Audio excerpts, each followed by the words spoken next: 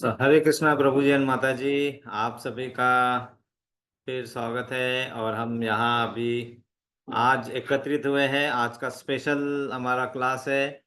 आज जो स्पेशल लीलाएं की है भगवान ने पुरुषोत्तम मास में, जो जिस लीलाओं का वर्णन होना चाहिए उसके लिए हम एकत्रित हुए, और वो हम अच्छे से कर पाए, अच्छे से उसका श्रवण कर पाए, इसीलिए हम शुरू करेंगे प्रेयर से। ओम अज्ञानतिमिरान्धस्य ज्ञानाञ्जनशलाकया चक्षुरुन्मीलितनेन तस्मै श्रीगुरुवे नमः। श्रीचैतन्यमनोभीष्टं प्रभु जी स्थापितं स्क्रीन येन शेयर कर भूतले दीजिए। स्वयं रूप कदा मह्यं ददाति स्वपदान्तिकम्। स्क्रीन वन्देऽहं शेयर कर दीजिए प्रभु श्रीगुरु जी। श्रीयुतपदकमलं श्रीगुरुन् वैष्णवांश्च श्रीरूपं साग्रजातं सगण रघुनाथवितं तं सजीवं स्वाद्वैतं सावधूतं परिजनसहितं कृष्णचैतन्यदेवं श्रीराधाकृष्णपादान सगण ललिता श्रीविशाखानि विद्वांस। हे कृष्ण करुणा सिंधु दीनबंधु जगतपते गोपेश गोपिका कांत राधा कांत नमस्तुते। तप्त कांचन गौरांगी राधे वृंदावनेश्वरी वृषभानुसुते देवी प्रणमामि हरिप्रिये। वाञ्छाकल्पतरुभ्यश्च कृपा सिन्धुभैव च पतितानां पावनेभ्यो वैष्णवेभ्यो नमो नमः। जय श्री कृष्ण चैतन्य प्रभु नित्यानंद श्री अद्वैत गदाधर शिवासादि गौर भक्तवृंद। स्क्रीन शेयर है माता जी अभी? जी प्रभु जी। जी प्रभु। ठीक है। हरे कृष्ण कृष्ण कृष्ण हरे हरे, हरे राम राम राम हरे हरे, हरे कृष्ण कृष्ण कृष्ण हरे हरे, हरे राम राम राम हरे हरे, हरे कृष्ण कृष्ण कृष्ण हरे हरे, हरे राम राम राम हरे हरे। हम गुरु मानव का प्रणाम मंत्र बोलेंगे। नमामि विष्णु पदाय कृष्ण पृष्ठाय भूतले श्रीमते जया पताका स्वामिने इति नामिने। नमाचार्य पदया नमो अत्र नित्याय पदाय कृपा नित्याय प्रदायिने कृपा प्रदायिने गौर कथा धाम दया नगरागम तारिणे। कारिणे नमो विष्णुपादाय कृष्ण नमो पृष्ठाय विष्णुपाद्य भूतले कृष्णपृष्ठाय श्रीमते भूतले भक्ति श्रीमते वेदांत भक्तिवेदान्त स्वामिने इति स्वामी नामिने। नमस्ते सरस्वते नमस्ते देवे सरस्वते देवे गौरवाणी प्रचारिणे प्रचार निर्विशेष निर्विशेष शून्यवादी शून्यवादी पाश्चात्य देश पाश्चात्य तारिणे। देशतारिणे। जय श्री कृष्ण चैतन्य जय श्री कृष्ण चैतन्य प्रभु श्री नित्यानंद श्री अद्वैत अद्वैत गदाधर श्री शिवासादि गौर गौर भक्तवृंद। ओम नमो भगवते वासुदेवाय। ओम नमो भगवते वासुदेवाय।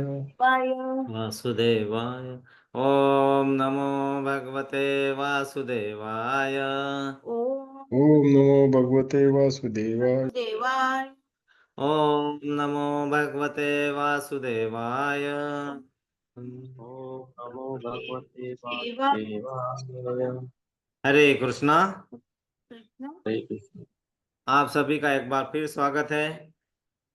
और आज का विशेष हमारा जो ये डिस्कशन है, आज हमारा ध्यान होगा इस अधिक मास में जो लीलाएं हुई थी, और उस लीलाओं में एक लीला बहुत प्रमुख लीला है।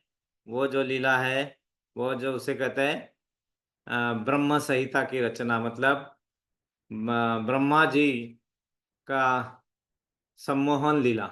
मतलब वहां पे ब्रह्मा जी भी एक वहां से भ्रमित हो गए थे। तो वो लीला ऐसी है, हरे कृष्णा, कि वृंदावन में कृष्ण भगवान और बलराम अनेक लीलाएं करते रहते हैं। और उस लीलाओं में ऐसी लीला है कि वो हमें बहुत आश्चर्य में डालती है ना। उसमें से एक है अघासुर लीला। अघासुर लीला वो क्या है कि वहां पे अघासुर लीला है ना।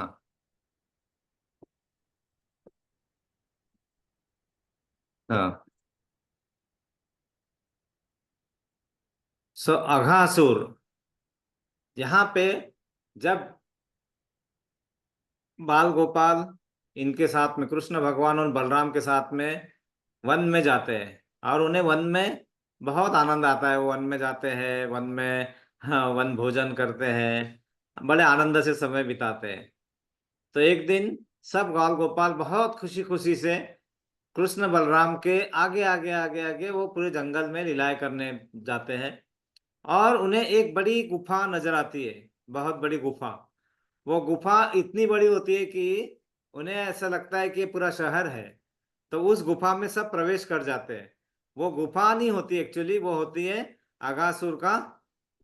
ये ऐसा अघासुर आप हम यहाँ पे स्क्रीन में अगर देख पा रहे हैं तो बहुत बड़ा उनका जबड़ा होता है अघासुर में, उसमें सब समावेश हो जाते हैं, सब समाविष्ट हो जाते हैं। नहीं आया यहाँ पे, तो एक मिनट। अघासुर या ये देखिए, ये हम्म, तो उसमें सब ये देखिए, दिख रहा है आपको थोड़ा सा? दिख रहा है। जी प्रभु जी, दिख रहा है। ये देखो, तो उनका जबड़ा देखो कितना बड़ा है कि इसमें सब ग्वाल गोपाल आराम से जा रहा है। मतलब ऐसा कहता है कि उसका जबड़ा आकाश तक जा रहा है, इतना बड़ा करते हैं। और उसमें सब बाल गोपाल अंदर इस गुफा में चले गए। और उनके साथ में अभी कृष्ण भगवान भी उसमें अंदर चले गए। और ये अघासुर जाता है, ये बदला लेने के लिए आया था क्योंकि पुतना का वध हुआ था और वो उनके ये थे, कंस के यहाँ से आए हुए थे और उन्हें बदला लेना था। बदला लेना था तो किसी तरह वो अलग अलग रचनाओं के द्वारा भगवान का बदला लेना चाहते हैं। भगवान भी उसके अंदर एंट्री हो गए। और फिर भगवान ने अपने अपने सूक्ष्म शरीर को बड़ा करना बड़ा करना बड़ा करना इतना बड़ा किया कि उसका जबड़ा पूरा ऐसा फट गया और उसका वध हुआ। उसे कहते हैं अघासुर वध। और अघासुर वध हुआ, सब बाल गोपाल फिर एकदम नाचने लगे, आनंद मनाने लगे। और हमारे लड्डू गोपाल की जय, है ना, ठाकुर जी की जय। और ऐसे जय जयकारा करके नाच रहे, सब कूद रहे। और साथ में उनके चरण कमलों में पुष्प अर्पण कर रहे, कोई कोई नम ये कर रहे। तो उसी समय वहां पे ब्रह्मा जी यही देखने आते हैं कि ये मैंने सृष्टि निर्माण की, सृष्टि कैसे चल रही है, क्या हो रहा है, देखने के लिए आते। देखते हैं एक बालक को सभी इतना प्यार से नमन कर रहे हैं और वहां ब्रह्मा जी आए, उनके तरफ किसी का ध्यान ही नहीं है। तो ब्रह्मा जी को वो अच्छा नहीं लगता है। तो ब्रह्मा जी को अच्छा न लगने के कारण वो क्या सोचते हैं कि ये क्या है, उन्हें ये नहीं पता। वो उस समय भ्रमित होते हैं क्योंकि योग माया जो होते हैं ना, ये जो सम्मोहन लीला, मतलब उनको सम्मोहित करके रखा हुआ है। तो उनको ये समझ में नहीं आता है ये भगवान है। तो उन्हें लगता है एक बालक का इतना ये हो रहा है, तो अब मैं इसे इसमें इनको अभी मैं अपनी शक्ति दिखाता हूँ। तो उन्होंने क्या किया, वहां पे जितने भी गायों के बछड़े थे, गाय थे, और वो भी जो भी वहां पे था, सबको है ना ब्रह्मा जी ने अपने लीला से, अपने शक्ति से वहां से गायब कर दिया। और उस समय एक्चुअली वो सब साथ में जब इतने आनंद हुआ तो मिठाई बांटेंगे, भोजन करेंगे। तो ये सब था, उसमें इतने बछड़े कुछ गायब हो गए। तो भगवान बोलते हैं कि मैं बछड़ों को लेके आता हूँ, आप यहाँ बैठिए। और जब वो देखते कि ये सब तो गायब हो गए, तो भगवान क्या बोलते हैं, अरे ग्वाल बाल तो, और उनके सब ग्वाल बाल भी बहुत सारे गायब हो गए, बछड़े भी। तो क्या करते हैं भगवान, अपने शक्ति से जो सबके निर्माण कर सकते हैं, जिनके जिनके द्वारा ही सब निर्मित होती है, वो सब ऐसा का ऐसा ही निर्माण कर देते हैं। और वहां पे ब्रह्मा जी क्या होता है कि कुछ समय के लिए वहां से जाते हैं, कुछ क्षणों के लिए, क्योंकि ब्रह्मा जी के कुछ क्षण हमारे लिए सालों में बन जाते हैं। क्योंकि उनका एक दिन ही बहुत बड़ा होता है, हमें पता था, है ना, पता है। 4,32,000 को 10,000 से गुना करेंगे हम, इतने वर्षों का एक दिन होता है। और वैसे ही एक रात, और फिर ऐसे 365 दिन एक साल में, और 100 साल, इतनी उनकी आयु। तो उन्होंने उनके कुछ क्षण यहाँ पे वर्ष में बीत गए और वो वापस आके देखते हैं, अरे सब कुछ यहाँ पे जैसा था वैसा ही है और सब कुछ वैसा ही चल रहा है। तब उनके ध्यान में आता है कि मुझसे बहुत बड़ी गलती हो गई है। और वो गलती क्या थी कि मैंने परम पुरुष परमेश्वर को पहचाना नहीं है। इसीलिए वो गलती को अपने अपने पश्चाताप के लिए उस गलती का उन्हें सब याद आता है कि अरे ये तो परमेश्वर है जिनके नाभि कमल से मेरा जन्म हुआ था और मैं कैसे अपने परम पिता को भूल गया। और ये सब तो फिर वो भगवान की स्तुति में पूरा का पूरा एक पूरी ये लिखते हैं ब्रह्म संहिता, है ना। तो ब्रह्म संहिता मतलब उसमें पूरा का पूरा भगवान के पूरा वर्णन है, स्तुति पूरी है। और वही स्तुति यहाँ पे भागवतम में स्कंद 10 अध्याय 14वां, है ना, वहां पे ये स्तुति का ज्ञान होता है। वो सब स्तुति पूरी 60 श्लोका की है, लेकिन हम श्लोका तो नहीं, उसका वर्णन हम देखेंगे क्योंकि हमें उन लीलाओं के बारे में पढ़ना इस मास में और हमेशा बहुत अच्छा होता है। कि और इस मास में पढ़ने से फायदा यह है कि हमें उसका 1,00,000 गुना फायदा मिलता है। और भगवान लीलाएं करते ही इसलिए है कि उनकी लीलाओं का गुणगान हो, लीलाओं के बारे में वर्णन हो, लीलाओं से आनंद लिया जाए। तो वही जो लीला हुई थी उसका आनंद लेने के लिए हम यहाँ एकत्रित हुए हैं। और किसी को भी कहीं कुछ प्रश्न जोड़ना घटाना है कभी भी आप कर सकते हैं, कोई ऐसा ये बंधन नहीं है। लेकिन यहाँ पे अभी हम जो करेंगे वो ब्रह्म संहिता जो भगवान ब्रह्मा जी ने भगवान के लिए लिखी थी, वही ब्रह्म संहिता का हम यहाँ पे अभी अध्ययन करेंगे, है ना। तो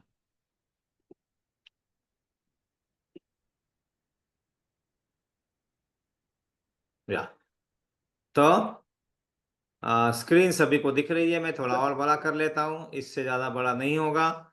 यहाँ दिख रही है सभी को? हरे कृष्णा। हाँ प्रभु दिख रही है। दिख रही है ना, ठीक है। तो ब्रह्मा द्वारा कृष्ण की स्तुति। इस अध्याय में ब्रह्मा द्वारा नंद नंदन भगवान कृष्ण की स्तुति का वर्णन हुआ है। भगवान को प्रसन्न करने के लिए ब्रह्मा ने सर्वप्रथम उनके दिव्य अंगों की स्तुति की और फिर वह घोषित किया कि उनकी माधुरी की मूल पहचान को समझ पाना उनके ऐश्वर्यों की अपेक्षा अधिक कठिन है। वैदिक प्रमाणों से प्राप्त दिव्य ध्वनि के श्रवण तथा कीर्तन की भक्तिमय विधि द्वारा ही भगवान की अनुभूति हो सकती है। मतलब श्रवण और कीर्तन की भक्तिमय विधि, तो हम श्रवण कर रहे हैं अभी, है ना, और साथ में हम सब है तो वो कीर्तन बन जाता है। और भक्तिमय वातावरण हम भगवान के प्रति हमारा सादर प्रणाम भक्ति के माध्यम से है, तो ये सब से भगवान की अनुभूति होगी हमें। ऐसे हम हमारे अपेक्षा रखते हैं, आगे बढ़ते हैं और ऐसा ही होता है। तो वैदिक प्रमाण के अतिरिक्त अन्य विधियों से ईश्वर की अनुभूति करने का प्रयास व्यर्थ है। तो असीम आध्यात्मिक गुणों के आगार भगवान का रहस्य अचिंत्य है। अचिंत्य मतलब जिसको हम हमारे सोच के बाहर है ना। सोच के बाहर इसलिए क्योंकि उनकी इतनी बड़ी बड़ी रचनाएं हैं कि हम उसके बारे में सोच भी नहीं सकते। हम एक ब्रह्मांड के बारे में नहीं समझ पाते हैं, यहाँ तो पूरे ब्रह्मांड और इतने सारे ब्रह्मांड। और हर एक जब भगवान वो गर्भोदक्षाय विष्णु के रूप में लेटते हैं, कारणोदक्षाय विष्णु के रूप में लेटते हैं, तो उन्हें क्या होता है कि यहाँ पे उनको उनके एक एक इसे जहां से हमारा पसीना निकलना, तो एक एक बाल के जो छेद है उसमें से एक एक ब्रह्मांड की निर्मित थी। तो हमारे सोचने के हमारे समझने के बाहर है, इसलिए वो अचिंत्य कहा जाता है। इसे समझ पाना निर्विशेष ब्रह्म से भी अधिक कठिन है। केवल भगवत कृपा से ही उनके यश को समझा जा सकता है। अंत में इसकी अनुभूति होने पर ब्रह्मा ने अपने कार्यों की बारंबार भर्त्सना की और यह माना कि ब्रह्मांड के परम आश्रय श्री कृष्ण ही उनके पिता आदि नारायण है। इस तरह ब्रह्मा ने भगवान से क्षमा याचना की जब उन्हें पता चला। तो तत्पश्चात ब्रह्मा ने भगवान के अचिंत्य ऐश्वर्य का गुणगान किया और जिन जिन बातों में ब्रह्मा तथा शिव विष्णु से भिन्न है, जिन जिन कारणों से भगवान देवताओं, पशुओं इत्यादि की योनियों में जन्म लेते हैं, जिस तरह से भगवान लीलाएं करते हैं, उन सब का तथा भौतिक जगत की नश्वरता आदि का वर्णन किया। भगवान को जान लेने पर जीवात्मा भव बंधन से मोक्ष प्राप्त कर सकता है, किंतु वास्तविकता तो यह है कि मोक्ष तथा बंधन दोनों ही असत्य है, क्योंकि जीव के बद्ध होने से ही बंधन तथा मोक्ष उत्पन्न होते हैं। तो यहाँ पे ये बताया है कि हमारे जो सोचने का हमारा हम क्या होता है कि हम भी भगवान के अंश हैं, और भगवान का अंश होने के कारण हमें भी पूरा उतना सोचने का तरीका मतलब सोचने की शक्ति है। लेकिन हम जैसे ही इस जगत में आते हैं तो हम अपने आप को क्या करते हैं, माया के अधीन कर देते हैं, और तीनों गुणों के प्रभाव में आने के कारण हम बद्ध जीव हो जाते हैं, और बद्ध जीव होने के कारण हम इस बंधन और मोक्ष जो शब्द है ये उत्पन्न हमारे इस बद्ध जीव के सोचने की प्रक्रिया से उत्पन्न होते हैं। भगवान कृष्ण के साकार रूप को भ्रामक मानकर मूर्ख लोग भगवान के चरण कमलों को छोड़कर परमात्मा की अन्यत्र खोज करते हैं।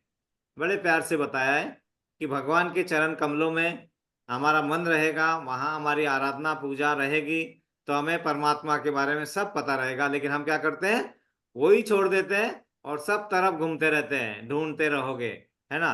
तो वो सब ना हो, इसीलिए हमें भगवान की लीलाओं का बार बार श्रवण कीर्तन करना चाहिए, और वो लीलाओं को ध्यान में रखते हुए हम आगे अपनी भक्ति को बढ़ाएंगे, नाम स्मरण करेंगे, तो क्या होगा, हमें ये जो दुख है, इस भवसागर में जो दुख है उसे सहन करने की शक्ति मिलेगी, और ये भवसागर के दुख हमें छोटे छोटे कद वाले नजर आएंगे, है ना। दुख तो वही रहेंगे, किंतु उनकी व्यर्थ की यह खोज उनकी मूर्खता का स्पष्ट प्रमाण है। मतलब ऐसा हमारे पहले बताते थे, मेरी आजी बताती थी कि गाँव गोद में बच्चा और गांव में पुकार, मतलब आपके गोद में बच्चा है और गांव में पुकारते फिर रहे, मेरा बच्चा कहाँ है, मेरा बच्चा कहाँ है, मेरा बच्चा कहाँ है। वैसे यहाँ क्या बताया, भगवान तो हमारे हृदय में परमात्मा के रूप में है, उसको हम छोड़ के और हम हर जगह ढूंढते फिर रहे, इधर जाओ, मैं उधर जा रहा हूँ, उधर, वो सब करने की जरूरत नहीं है। भगवान की कृपा के बिना भगवान के सत्य को समझने का कोई भी सरल उपाय नहीं है। मतलब इसमें यह भी बता दिया कि यही सरल उपाय है। क्या सरल उपाय है, भगवान की भक्ति में लीन रहना, उसके भगवत भक्ति के बारे में सुनना, नाम स्मरण करना, भगवत संग करना, प्रसाद ग्रहण करना, और धाम की यात्रा करना, और मूर्ति पूजा करना। ये 5 तरीके बताए गए हमारे लिए, है ना। इसमें से रहने के लिए कौन से 5 तरीके, फिर से रिपीट करता हूँ। पहला नाम स्मरण, दूसरा भगवत संग कीर्तन संकीर्तन, है ना। तीसरा प्रसादम ग्रहण करना, मतलब भगवान को ऑफर करके ही बाद में लेना है। चौथा धामों की यात्रा का लाभ उठाना, और 5वां क्या बताया था, मूर्ति पूजा, है ना। मतलब विग्रह, भगवान खुद ही विग्रह के रूप में हमारे पास आए हुए हैं हर जगह में, अलग अलग इसमें, तो उनकी पूजा करना। इन माध्यमों से हम भगवान को की आराधना आराम से सरल तरीके से कर सकते हैं। इस हरे कृष्णा निष्कर्ष प्रभु जी। हरे कृष्णा माता जी। सॉरी आपको डिस्टर्ब किया। नहीं बताइए माता जी। प्रभु जी अभी एक लाइन आई थी, वो नहीं समझ में आई कि कौन सी? बंधन तथा मोक्ष दोनों ही असत्य है। वो हाँ थोड़ा फिर से समझा दीजिए। हाँ, तो मोक्ष मतलब बंधन, मतलब क्या कि हम इस भव बंधन में फंसे हुए ऐसा हमें लगता है ना। जबकि हम कैसा कुछ समय तक यहाँ पे है, और ये हमेशा के लिए नहीं रहेगा। सत्य मतलब क्या, जो हमेशा के लिए है ना। असत्य मतलब क्या, इल्यूजन है, ये बंधन का इल्यूजन है। मतलब इल्यूजन मतलब हम अपने कर्म बंधनों को हम यहाँ पे अपने उसके कारण यहाँ पे हम है, लेकिन हमारे पास उससे बाहर आने का पूरा पूरा तरीका मालूम है, हमें मार्ग है, जो हम नहीं समझ पाते। क्यों? क्योंकि मन, बुद्धि, अहंकार, इसके कारण जो हमारा जो सूक्ष्म शरीर है, सूक्ष्म चेतना चेतना आच्छादित हो जाती है, और ये समझ नहीं पाते हैं। इसलिए हम इसको सत्य मान बैठते हैं, है ना। और फिर हम मोक्ष की अपेक्षा करते हैं, जबकि क्या है, हम ऑलरेडी भगवान के अंश होने के कारण हम वहीं पे है, भगवान से सिर्फ हमारा संपर्क टूट गया है। तो मोक्ष प्राप्त करना मतलब इस भवबंधन से बाहर होना, जबकि बंधन ही ये असत है। तो मोक्ष की इच्छा, मोक्ष के बारे में ये होना, वो भी असत्य कहलाता है। इसका मतलब ऐसा है कि हम गोलक धाम में रहेंगे तो वहां पे हमेशा ही न तो कोई बंधन है, न तो तुम्हें मोक्ष की अपेक्षा है। क्या करना है? सिर्फ सेवा, भगवान की सेवा में लीन रहना है। तो ये आपने बहुत सही प्रश्न पूछा, क्योंकि ये बहुत कंफ्यूजिंग वाला होता है हमारे लिए।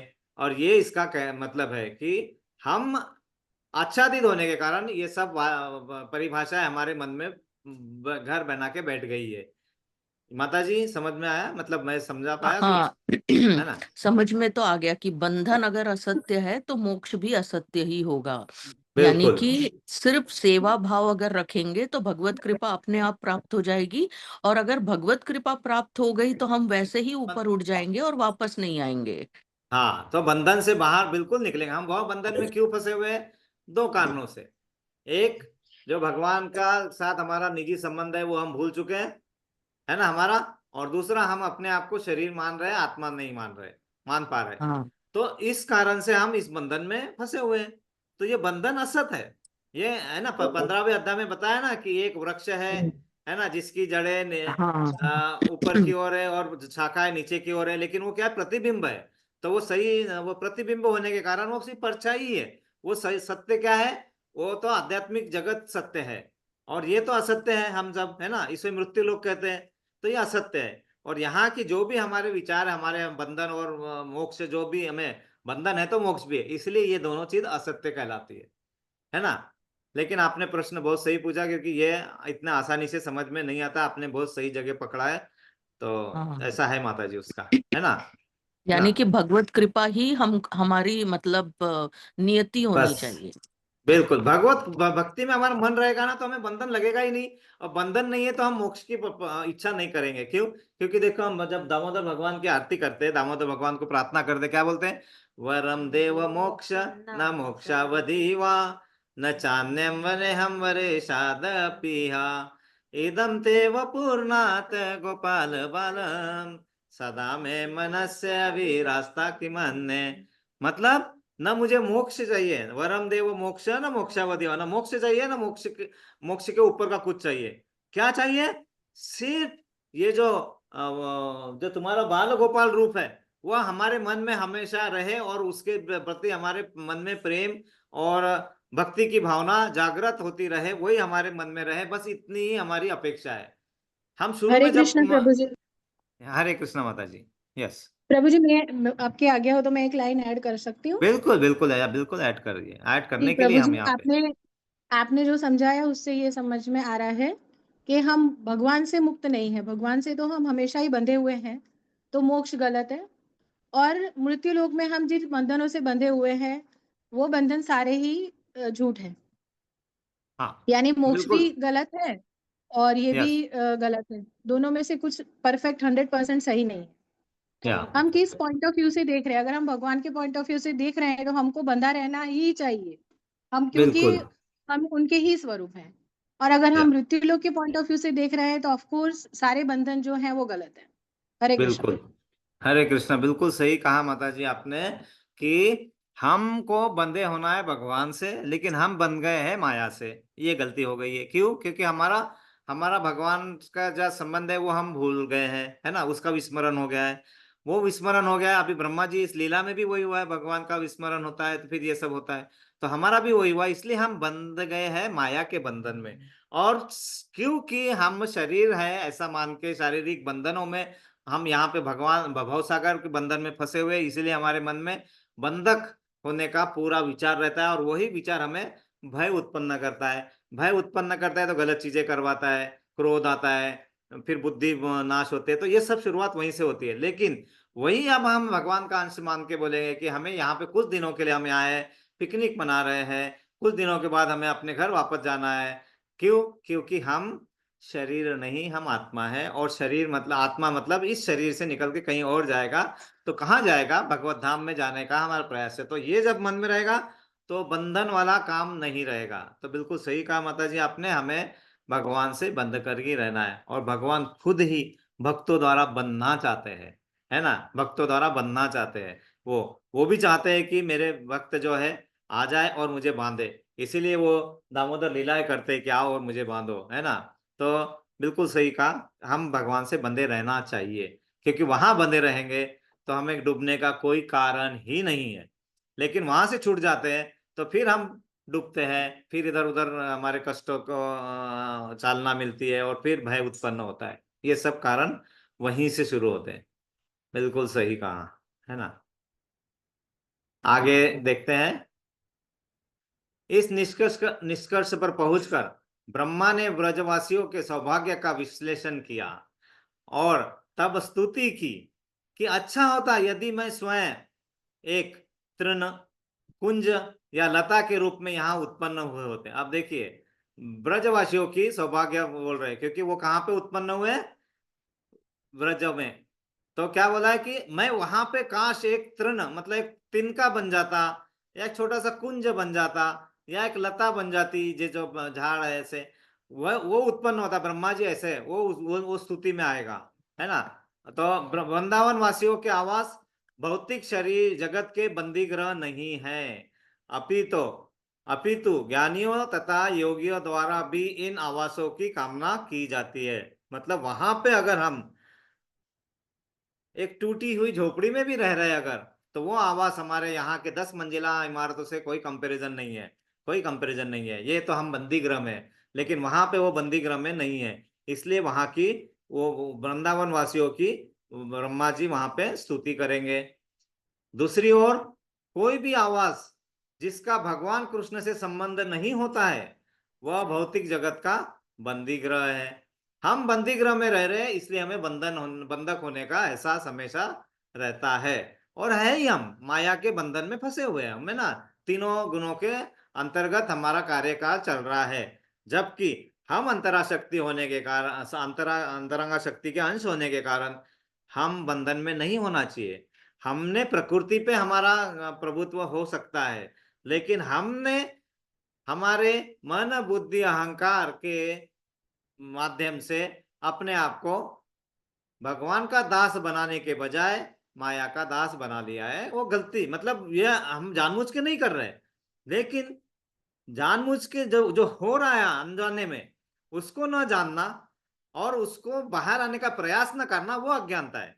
जो हमसे हो रहा है ये अज्ञानता नहीं है, ये माया में है तो होगा ही। लेकिन उससे क्या, उसको समझ पाना, उस विज्ञान को समझना जिसके माध्यम से हम इसके बाहर जा सकते हैं, उसे कहते हैं आत्म साक्षात्कार का विज्ञान। उसको अगर समझ पाए हम, तो हम आगे अपने आप धीरे धीरे प्रयासों से, एक एक बूंद बूंद से घट भर जाएगा। तो बूंद बूंद प्रयासों से हम उसके बाहर आ सकते हैं, लेकिन वही समझने का प्रयास करना, इसीलिए ये लीलाओं का वर्णन होता है। और इसलिए ब्रह्मा जी ने सब लीलाएं, सब पूरा इस तरह से वर्णन किया कि हम उसका फायदा हमें मिले। अंत में ब्रह्मा ने भगवान के चरण कमलों पर अपने आप को पूर्णतया समर्पण कर दिया और बारंबार प्रशंसा करते हुए उनकी प्रदक्षिणा की और विदा ली। ये कहाँ पे हो रही है सब लीलाएं? वृंदावन में, मथुरा और वृंदावन के वहां पे वनों में हो रही है लीला। वहां पे ब्रह्मा जी को ये सब हुआ भ्रम, उन्होंने ये सब गाय गौलों उनको सबको वहां से गायब कर दिया। फिर बाद में देखा भगवान ने कर दिया, तो फिर बाद में भगवान की स्तुति की, उनका नमस्कार किया, उनका प्रदक्षिणा की और हाथ जोड़ के प्रदक्षिणा विदा ली वहां से। उसके पश्चात तत्पश्चात कृष्ण ने ब्रह्मा द्वारा चुराए गए सारे पशुओं को एकत्र किया और उनको लेकर यमुना तट पर पहुंचे, जहां ग्वालपाल भोजन कर रहे थे। जो मित्रगण पहले से वहां बैठे थे, वे ही अभी भी वहीं पर थे, है ना। आप क्या हुआ, ये पूरा समय बीत गया, लेकिन उनको, जो बाल गोपाल थे, उनको ये समय का एहसास ही नहीं हुआ। क्यों? क्योंकि योग माया के द्वारा उनको ये समझा ही नहीं कि क्या हुआ, है ना। इस पूरे इसमें सब कुछ हो गया कृष्ण की माया के कारण। उन्हें इसका रंच भर भी पता नहीं चला कि क्या हुआ है। अतः जब कृष्ण बछड़ों के साथ आए तो उन्होंने पूछा, अरे आप तो इतनी जल्दी लौट आए, है ना। मतलब उनको पता ही नहीं चला, उन्हें लगा कुछ क्षणों में ही हो गया है ना सब कुछ। क्योंकि वो बछड़े बोले ना, बछड़े गायब हुए, मैं लेके आता हूँ, तुम भोजन की तैयारी करो। है ना, मैं लेके आता हूँ, है ना। तो बहुत अच्छा हुआ, जब तक आप नहीं थे हमने एक कौर भी नहीं तोड़ा, आइए और खाइए। इसीलिए हम जब भगवान को ये करते हैं, भोग लगाते हैं, तो पर्दा बंद करते हैं, और पर्दा बंद करके फिर हम आग्रह करते हैं भगवान को कि बुलाइए अपने ग्वालपालों को, क्योंकि विदाउट ग्वालपाल भगवान खाना खाते नहीं है। तो फिर हम उनको बोलते हैं कि अब हमने ये बंद कर दिया, आप बुला लिए अपने ग्वालपाल को और मस्त आनंद लीजिए और हमारे लिए वो प्रसाद दे दीजिए, है ना। तो उसी लिए वो वैसे वो उसका पर्दा बंद किया जाता है, और उतने समय के लिए हमें उन्हें समय दिया जाता है, ताकि वो ग्वालपालों को बुलाते हैं और वो सब भोजन का आनंद लेते हैं, है ना। और फिर ग्वाल बालों की बात पर भगवान कृष्ण हंसते हुए उनके साथ भोजन करने लगे, क्योंकि भगवान कभी भी क्या होता है, जब भी कोई ऐसी माया योग माया का कुछ होता है तो भगवान क्या करते हैं, सिर्फ मुस्कुराते हैं और उसके अलावा कुछ भी नहीं करते। मुस्कुराए गए मतलब समझ लेना है कि बहुत कुछ पानी बह चुका है ना। तो लेकिन हमें उससे कुछ करना नहीं है, भगवान का मुस्कुराना मतलब हमारे लिए सब कुछ, बस, है ना। तो फिर भोजन करते हुए कृष्ण ने किशोर मित्रों से अजगर के चर्म की ओर संकेत किया। तो बालकों ने सोचा शायद कृष्ण ने अभी अभी इस भयानक सर्प को मारा है। बाद में उन्होंने वृंदावन वासियों को कृष्ण द्वारा अघासुर के वध का वृत्तांत कह सुनाया। तो ये तो उन्हें पता, बाद में याद आया कि अघासुर का वध हुआ था, और फिर ये सब, फिर पूरा सब वहां वृत्तांत सुनाया। इस तरह ग्वाल वालों ने भगवान कृष्ण की बाल्यकाल मतलब 1 से 5 वर्ष की आयु की लीलाओं का वर्णन किया, और भगवान की पौगंड आयु 6 से 10 वर्ष प्रारंभ हो चुकी थी, वो 5 साल के ऊपर थे, पौगंड आयु। और तीसरा तीसरा जो है वो 11 से 15 वर्ष। बस भगवान 16 वर्ष के ऊपर जाते नहीं है। तीसरे खंड को क्या बोलते मैं भूल रहा हूँ, किसी को याद है माता जी? पहला तो बाल्यकाल, दूसरा पौगंड आयु, और तीसरा जो काल है 11 से 15 वर्ष की आयु, बस भगवान वहीं तक होता है, उसके बाद में उनकी आयु बढ़ती नहीं है, वो वहीं पे रहते हैं। तो उसको भी कहते हैं किशोरावस्था। हाँ, किशोरावस्था, ये पौगंड आयु वो किशोरावस्था 11 से 15 शायद, अगर मैं सही याद आ रहा है तो, नहीं तो मैं पता कर लेंगे। सही है तो प्रभु, बस किशोरावस्था युवावस्था किशोरावस्था ही बोलते हैं, उसके बाद वयस्क आ जाता है, तो ये सही है, हाँ, किशोरावस्था ही होती है। किशोरावस्था ना, फिर ठीक है, चलो आपने बोल दिया, सही है। हरे कृष्णा। तो बस उसके ऊपर नहीं होते, नव यौवन में रहते हैं भगवान हमेशा, है ना, उसके ऊपर भगवान की आयु नहीं होती है, बस। तो सुखदेव गोस्वामी यह बताते हैं कि बताते हुए इस अध्याय को समाप्त करते हैं कि गोपियां किस तरह कृष्ण को अपने पुत्रों से भी अधिक प्यार करती है। तो यहाँ पे बहुत अच्छा है ये लीला है, ये मतलब यहाँ पे ये परीक्षित महाराज को सुखदेव गोस्वामी जी ये सब बता रहे हैं। और उस इसमें वर्णन में देखिए, ये पूरा जो भागवतम है 12 स्कंद है। 12 स्कंद मतलब 18 बुक्स है, एक एक कोई स्कंद, जैसे तीसरा स्कंद 2 बुक है, 10वां स्कंद 3 या 4 है, ऐसे थोड़ा 16 बुक है। लेकिन 12 स्कंद जिसमें 335 अध्याय है। कितने? 335 अध्याय है, 18,000 श्लोक, ये सब है पूरा वर्णन। कितने दिनों में बताया है वहां पे परीक्षित महाराज को? 7 दिनों में। 7 days, हाँ। हाँ, और परीक्षित महाराज 7 दिन बिना खाए पिए उठे भी नहीं जगह से। और फिर बीच बीच में सुखदेव गोस्वामी जी पूछ रहे थे कि और कुछ, बोले कुछ नहीं, ये आप से बताते रहिए बताते रहिए बताते रहिए। तो ये सब लीलाओं का वर्णन बहुत बहुत है, हमें तो पढ़ने के लिए सालों लग जाएंगे, लेकिन आज हम थोड़ा जल्दी जल्दी इस अध्याय को जितना कोशिश होता है करेंगे। तो ये था इसका सारांश इस अध्याय का, मतलब कहाँ से शुरू होता है और कहाँ इसका अंत होगा, इसे पूरा अध्याय, ये 10वां स्कंद 14वां अध्याय था। तो हम क्या करेंगे, पहले 1-2 श्लोकों को पढ़ेंगे, और फिर उसके बाद में श्लोक न पढ़ के हम उसका सिर्फ मीनिंग उसका वो पढ़ेंगे, और हम आगे, क्योंकि हमें लीलाओं को समझना है आज। ये जो जब रेगुलर इसमें पढ़ा जाएगा तब उस श्लोक के साथ पढ़ा जाएगा, अभी तो हमें उसका जो अर्थ है वही पढ़ेंगे। लेकिन फिर एक पहला श्लोक हम पढ़ते हैं। श्री ब्रह्मो उवाच नौमुड्यते ब्रवभूषे, सॉरी, नौमुड्यते वपुषे तडिम्बराय गुंजावंत सपरिपिच्छल सन्मुखाय वन्यस्त्रजे कवलवेत्र विषाणवेनु लक्ष्म श्रिये मृदुपदे पशुपांकजाय। इसका अर्थ क्या है कि ब्रह्मा ने कहा, हे प्रभु, आप ही एकमात्र पूज्य भगवान है। अंडरलाइन करना, एकमात्र पूज्य भगवान है। अतएव आपको प्रसन्न करने के लिए मैं आपको सादर प्रणाम करता हूँ, सादर नमस्कार करता हूँ और आपकी स्तुति करता हूँ। हे ग्वाल नरेश पुत्र, आपका दिव्य शरीर नवीन बादलों के समान गहरा नीला है। आपके वस्त्र बिजली के समान दैदीप्यमान है और आपके मुखमंडल का सौंदर्य गुंजा के बने आपके कुंडलों से तथा सिर पर लगे मोर पंख से बढ़ जाता है।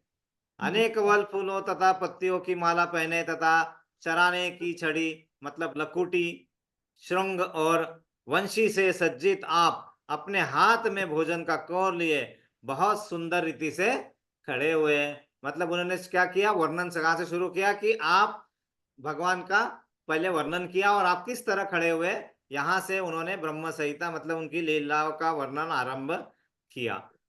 दूसरा जो है एक एक पढ़ेंगे आप। हाँ, दूसरा कोई पढ़ना चाहेगा? दूसरे का अर्थ है, दूसरे श्लोक का अर्थ है।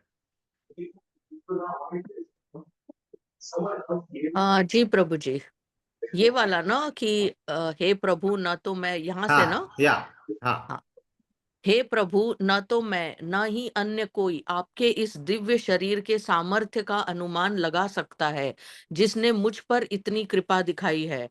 आपका शरीर आपके शुद्ध भक्तों की इच्छा पूरी करने के लिए प्रकट होता है। यद्यपि मेरा मन भौतिक कार्यकलापों से पूरी तरह विरत है, तो भी मैं आपके साकार रूप को नहीं समझ पाता। तो भला मैं आपके ही अंतर में आपके द्वारा अद्भुत अनुभूत सुख को कैसे समझ सकता हूँ? हरि बोल। हरि बोल। तो यहाँ पे क्या किया, भगवान की दिव्यता का यहाँ पे वर्णन हुआ है। क्या कहा है कि आपके दिव्य शरीर के सामर्थ्य का अनुमान नहीं लगा सकता और आपने मुझ पर इतनी कृपा की है। आपके भौतिक कार्यकलापों से मैं पूरी तरह विरत हूं। आप देखिए, हम लोग तो इस भौतिक जगत में उस बंधन में फंसे हुए हैं, लेकिन ब्रह्मा जी क्या बोल रहे हैं, मैं तो उस कार्यकलापों से विरत हूं, मेरा कुछ लेना देना, मैंने सृष्टि के निर्माण की है, फिर भी मैं आपके साकार रूप को नहीं समझ पाता हूं। तो फिर आपके अंदर जो है, आपके अंतरात्मा शक्ति, उसके अनुभव का सुख मैं कैसे समझ सकता हूं। मतलब पहले ही उन्होंने प्रार्थना कर दी कि मेरे से जो गलती हुई है इसी कारण हुई है क्योंकि मैं ये समझ ही नहीं पाया।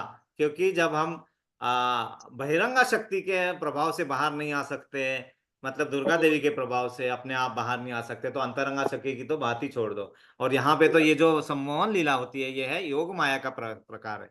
योग माया सम्मोहित करते हैं तो फिर हमें हमारा जो वही दिमाग में आता है जो योग माया द्वारा लाया जाता है। तो इसी तरह यहाँ पे ब्रह्मा जी कहते हैं कि मैं कैसे समझ पाऊंगा जब मैं इतना बुद्धिमान नहीं हूं।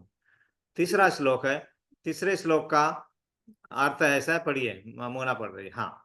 जो लोग अपने प्रतिष्ठित सामाजिक पदों पर रहते हुए ज्ञान विधि का तिरस्कार करते हैं और मन, वचन और कर्मों से आपके तथा आपके कार्यकलापों के गुणगान के प्रति सम्मान व्यक्त करते हैं और आप तथा आपके द्वारा गुंजित इन कथाओं में अपना जीवन न्यौछावर कर देते हैं, वे निश्चित रूप से आपको जीत लेते हैं। अन्यथा आप तीनों लोकों में किसी के द्वारा भी अजेय है। देखिए कितना सुंदर तरीके से शुरुआत है। क्या कह रहे हैं कि आप तीनों लोकों में अजय हैं, आपको कोई जीत नहीं सकता है।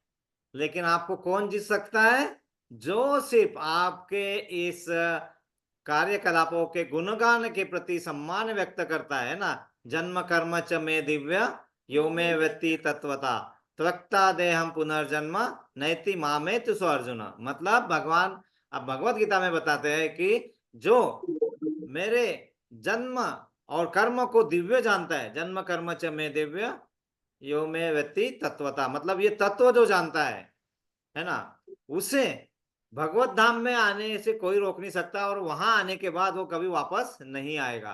तो ब्रह्मा जी वही कर रहे हैं कि आपके इस लीलाओं पे, आपके द्वारा इन कथाओं को सुनने में अपना जीवन जो न्यौछावर कर जाते हैं भक्ति में, वो निश्चित रूप से आपको जीत लेते हैं।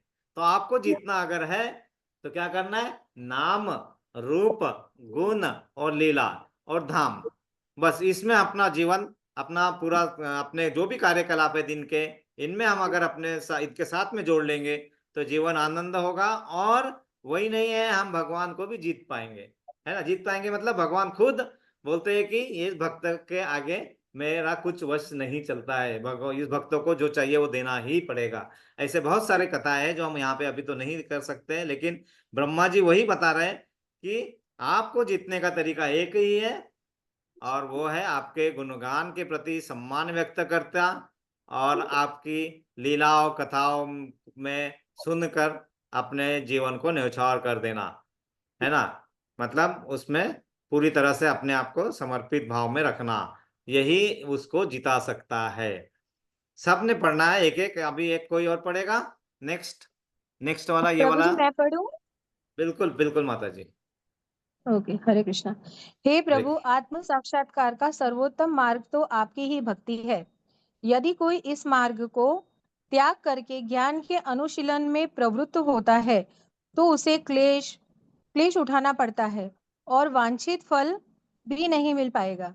जिस तरह थोथी भूसी को पीटने से अन्न नहीं मिलता, उसी तरह जो केवल चिंतन करता है उसे आत्म साक्षात्कार नहीं हो पाता। उसके हाथ केवल क्लेश ही लगता है। हरे कृष्ण, हरे कृष्ण। बहुत सुंदर बताया, क्योंकि क्या है, भगवत गीता में है ना, भगवान को पाने के मार्ग अलग अलग है। क्या क्या बताए हैं? हम भगवान को ध्यान लगा के पा सकते हैं, ज्ञान मार्ग ज्ञान योग से पा सकते हैं, कर्म योग से पा सकते हैं, है ना, अष्टांग योग से पा सकते हैं, और भक्ति योग से। लेकिन यहाँ पे क्या बताया? सर्वोत्तम मार्ग क्या है? आपकी भक्ति। लेकिन इस मार्ग को त्याग करके कोई ज्ञान के अनुशीलन में प्रवृत्त होता है, मतलब ज्ञान प्राप्त करना है, मतलब 4 वेदों का अध्ययन, 108 उपनिषदों का अध्ययन, फिर पूरा 18 पुराणों का अध्ययन, फिर महाभारत पढ़ना है 1 लाख श्लोका का, फिर भगवत गीता, फिर भागवतम, ये सब पढ़ के जो ज्ञान अर्जित करना चाहता है वो उसे क्लेश ही उठाना पड़ता है, क्योंकि उसकी आयु नहीं है, उसकी क्षमता नहीं है, ये सब नहीं है, और वांछित फल भी नहीं मिलेगा। वांछित फल मतलब क्या? भगवत प्राप्ति जो है हमें, है ना, मतलब इससे पूरा इससे बाहर जाना है और हमें उनकी सेवा में लगना है, वो मिल ही नहीं पाता है। और क्या उदाहरण दिया है?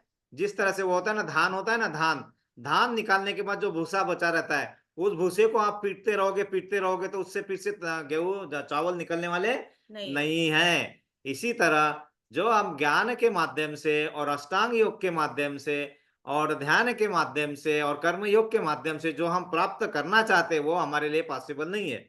लेकिन इसका अर्थ यह नहीं है कि उससे हमें नहीं करना है, उससे हमें पता करना है कि किस तरह कर्म, किस तरह हमारा ज्ञान, किस तरह हमारा ध्यान, किस तरह हम अष्टांग योग को भक्ति योग में लगा के ज्ञान को भक्ति योग में अपने आप को उन्नत करने में लगा सकते हैं। तो वो लगाना है, नहीं तो आत्म साक्षात्कार नहीं हो सकता है, उसके हाथ सिर्फ क्लेश लगता है। मतलब ये अध्याय हमने पढ़ लिया तो हमें पूरा ज्ञान, क्योंकि ब्रह्मा जी को सीधा का सीधा डायरेक्ट इंस्टॉलेशन हुआ है, डायरेक्ट इंस्टॉलेशन ब्रह्मा जी के हृदय में भगवान ने सबसे पहले जो ज्ञान दिया वो ब्रह्मा जी को दिया है। और वो कैसे दिया? डायरेक्ट उनको लेके गए, और पहले तो उन्हें बहुत तपस्या करनी पड़ी ब्रह्मा जी को, क्योंकि वो जब उनकी यहाँ निर्मित हुई उन्हें पता नहीं चला, आगे देखेंगे। लेकिन फिर भी यहाँ जब हम पढ़ेंगे तो हमें पूरा पूरा समझ में आएगा। इसलिए इस अध्याय का अध्ययन इस पुरुषोत्तम मास में करें या कहीं पे भी करें तो अच्छा ही होता है ना। तो सीधी सी बात है, भक्ति में लगाओ और भगवत भक्ति में रहो, और बाकी का इससे हमें ज्ञान प्राप्त करना जरूरी है, लेकिन ज्ञान के माध्यम से ही हमें उस भगवान को प्राप्ति करने का कोशिश करोगे तो क्लेश हाथ में लगेगा। क्लियर बता दिया है। तो आप भक्ति के मार्ग में लगे रहो। मन मनामो मद्भक्तो मद्या जीवा नमस्करो नाम माम अवश्यते सत्यम ते प्रति जाने प्रियोसी में। मतलब मुझ में मन लगाओ, मेरी पूजा करो, मुझे समर्पित रहो, और उसके बाद में तुम्हें डरने की जरूरत नहीं है, और मैं तुम्हें ये इसलिए बता रहा हूँ कि तुम मेरे परम मित्र हो, है ना। तो इसीलिए हमें भगवान का मित्र बनना है। मित्र बनना मतलब भक्ति के माध्यम से हम आराम से उनके सानिध्य में आ सकते हैं। इस तरह से हम आगे बढ़ते हैं। आगे श्लोका नंबर 5, इसका अर्थ है, कोई पढ़ेंगे? नाम नहीं लिए जाएंगे, एक एक अपने आप पढ़ते जाइए, कोई भी। यस,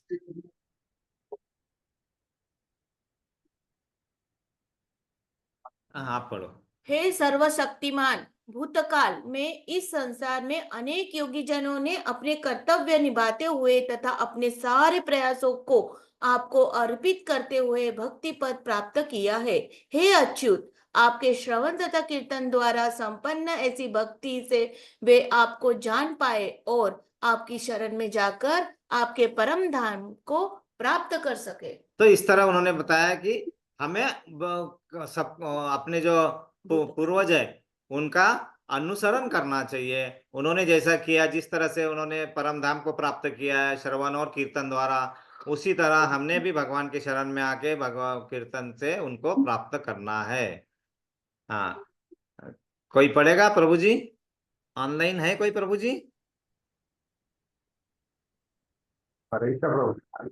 हाँ पढ़िए प्रभु जी। तो भक्तगण अपने पूर्ण सकारा कर सकते, फिर भी हृदय के अंदर आत्मा के प्रत्यक्ष अनुभूति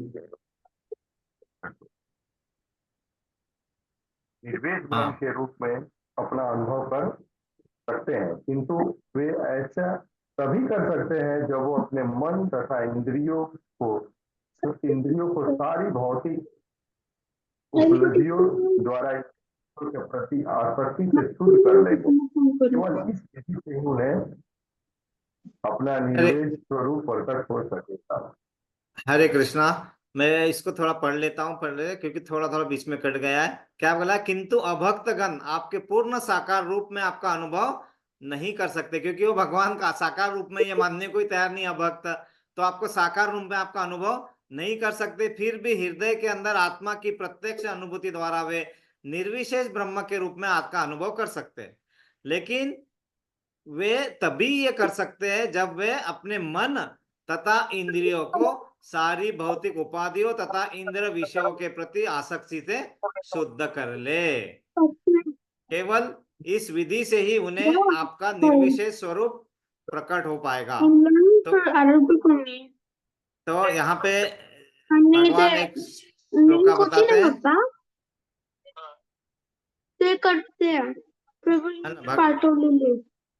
भगवान एक श्लोका बताते हैं कि ममेवांशे जीवलोके जीवभूता सनातना मनसष्टानि इंद्रियाणि प्रकृतिस्थानि कर्षति। मतलब हम भगवान के अंश है। ममेवांशे जीवलोके जीवभूत सनातना, हम जीवभूत सनातन है, भगवान के अंश है। लेकिन मनसष्टानि इंद्रियाणि मतलब हमारी जो इंद्रियां, जिसमें मन भी सम्मिलित है, उसके कारण हमारी आसक्ति बनी रहती है, शुद्ध नहीं हो पाते हैं, और इसीलिए हमारे को भगवान का साकार रूप का अनुभूति नहीं हो पाती है। ब्रह्मा जी बहुत अच्छे से समझा रहे हैं। आगे का श्लोक है कि आगे का श्लोक का अर्थ है, समय के साथ विद्वान दार्शनिक या विज्ञानी पृथ्वी के सारे परमाणु, हिम के कण या शायद सूर्य, नक्षत्र तथा ग्रहों से निकलने वाले ज्योति कणों की भी गणना करने में असमर्थ हो सकते हैं, किंतु इन विद्वानों में ऐसा कौन है जो आप में अर्थात पूर्ण पुरुषोत्तम परमेश्वर में निहित असीम दिव्य गुणों का आकलन कर सके। ऐसे भगवान समस्त जीवात्माओं के कल्याण के लिए इस धरती पर अवतरित हुए। मतलब यहाँ पे यह बताया कि हम विज्ञान के माध्यम से हम क्या कर सकते हैं। हम ग्रह तारों को नहीं गिन पाते हैं, हम यहाँ पे जो हिमकण है उनकी गणना नहीं कर पाते हैं, सारे दार्शनिक विज्ञानी सब, तो फिर ये नहीं कर पाते तो हम भगवान परमेश्वर के असीम गुणों का आकलन कैसे कर सकते हैं। तो अकल उनका ये जो है, हम उसका वर्णन हम कर ही नहीं सकते अपने ज्ञान के माध्यम से। और ऐसे भगवान समस्त जीवों के कल्याण के लिए इस धरती पर अवतरित हुए। ये सब उनकी स्तुति का गुणगान हो रहा है। आगे का श्लोक है, उसका अर्थ है, हाँ पढ़ो। हे प्रभु, जो व्यक्ति अपने विगत दुष्कर्मों के फलों को धैर्य पूर्वक सहते हुए तथा अपने मन, वाणी तथा शरीर से आपको नमस्कार करते हुए सत्य निष्ठा से आपकी अहेतुकी कृपा प्रदत्त किए जाने की प्रतीक्षा करता है, वह अवश्य ही मोक्ष का भागी होता है, क्योंकि यह उसका अधिकार बन जाता है। बहुत अच्छे से बताया है। अपने विगत दुष्कर्मों के फलों को धैर्य पूर्वक सहते हुए, ये बहुत जरूरी है, धैर्य बना बहुत जरूरी है। धैर्य ही टूट जाता है हमारे ऊपर जब आपत्ति आती है, कुछ होती है, कठिनाई आती है, धैर्य टूट जाता है। लेकिन यहाँ पे ये बताया है कि हे प्रभु, जो व्यक्ति अपने पहले प्रारब्धों के कारण, दुष्कर्मों के कारण जो भी यहाँ पे भुगत रहा है, वो धैर्य पूर्वक सहे और अपने मन और वाणी तथा शरीर से आपको नमस्कार करते हुए सत्य निष्ठा से आपकी अहेतु की कृपा। अहेतु की मतलब भगवान का कुछ हेतु नहीं होता है, वो कृपा करते हैं बिना इससे, उनको कुछ चाहिए नहीं होता है, वो हम पे कृपा करते हैं, अहेतु की कृपा, है ना। सो उसकी प्रतीक्षा करता है, उसे हमेशा मोक्ष मिलता है। तो हमें ये बता रहे हैं कि आप भगवान के अहेतु की कृपा पाना चाहते हैं, तो जो भी आपके जीवन में अच्छा बुरा समय आता है, वो सब समय हमारे किसी न किसी कारण से ही आ रहा है, ये समझ के उसमें अपने आप को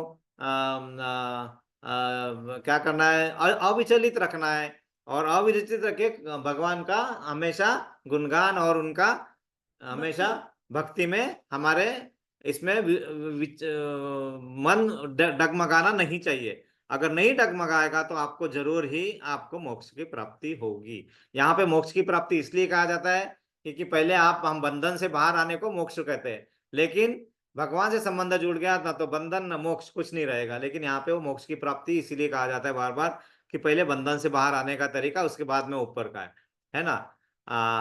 वंदना माता जी पढ़ेंगे आगे का। जी प्रभु जी, पढ़ती हूँ। हे प्रभु, मेरी अशिष्टत को जरा देखें। आपकी शक्ति की परीक्षा करने के लिए मैंने अपनी मायामयी शक्ति से आपको आच्छादित करने का प्रयत्न किया, जबकि आप असीम तथा आदि परमात्मा हैं, जो मायापतियों को भी मोहित करने वाले हैं। आपके सामने भला मैं क्या हूँ? विशाल अग्नि की उपस्थिति में मैं छोटी चिंगारी की तरह हूँ। हरि बोल। तो क्या बोल रहा है कि देखो मैंने कितनी अपनी अशिष्टता दिखाई कि मैं आपकी परीक्षा लेने चला, है ना। मतलब जिस अंगार से एक ठिनगी के बराबर भी नहीं हूं मैं आपको ढकने का प्रयास किया, आच्छादित करने का प्रयास किया, लेकिन मैं इसके लिए क्षमा चाहता हूँ। मैं आपके सामने भला क्या हूँ, कुछ भी नहीं, एक तुच्छ हूँ, लेकिन फिर भी मेरे से ये गलती हो गई है, ये मेरी अशिष्टता है। तो हमें भी ये भगवान को भूल जाना हमारी अशिष्टता है, लेकिन हम मान लेंगे तो हमारे लिए सब आगे बढ़ जाएगा, कार्य आगे बढ़ जाएगा, है ना। आगे पढ़िए माता जी, अलका माता जी। अलका माता जी। जी प्रभु, हरे कृष्णा। अतः एव हे अच्युत भगवान, मेरे अपराधों को क्षमा कर दें। मैं रजोगुण से उत्पन्न हुआ हूँ और स्वयं को आपसे पृथक यानी स्वतंत्र नियंता मानने के कारण मैं निरा मूर्ख हूँ। अज्ञान के अंधकार से मेरी आंखें अंधी हो चुकी हैं, जिसके कारण मैं अपने को ब्रह्मांड का अजन्मा स्रष्टा समझ रहा हूँ। किंतु मुझे आप अपना सेवक माने और अपनी दया का पात्र बना लें। तो क्या हो गया, उन्होंने क्या मान लिया था, अपने आप को अजन्मा मान लिया था, अजन्मा सृष्टा मतलब मैंने ही सृष्टि की है। कुछ समय के लिए उन्हें यह लगा कि मैंने ही तो ये सब कुछ किया है। वो ये भूल गए कि उन्हीं की उत्पत्ति कहाँ से हुई है और उन्होंने ये जो किया है किसके निर्देशन पे किया है और कैसे किया है। इसीलिए वो भगवान से क्षमा मांग रहे हैं। अच्युत, यहाँ पे शब्द बहुत इंपॉर्टेंट है। अच्युत मतलब भगवान किसी भी भक्त के द्वारा किया गया छोटा भी कार्य कभी भूलते नहीं है। द्रौपदी माता का बहुत बड़ा उदाहरण आता है ना। उन्होंने जब भगवान के उंगली को थोड़ा खून लगा था तो अपनी साड़ी का एक पल्लू फटाक से फाड़ के हाथ को बांधा था, तो इसलिए उन्हें लाखों मीटर की साड़ी भगवान ने दे दी थी, है ना। मतलब अच्युत मतलब भगवान कभी नहीं भूलते अपने भक्तों के द्वारा की हुई एक बार भी। यहाँ पे जो चैतन्य महाप्रभु है, जो भगवान कृष्ण के रूप खुद भगवान कृष्ण के अवतरण खुद ही भगवान कृष्ण राधा रानी के भाव में आए थे। उनसे पूछा गया कि वैष्णव कौन है, वैष्णव किसे कहा जाता है, तो उन्होंने कहा किया जिसने एक बार हरे कृष्णा कहा वो वैष्णव है। क्या बोला? एक बार भी हरे कृष्णा का, इतने हैं भगवान, इतने से इतनों से इसके लिए भी लालायित रहते हैं, लेकिन वो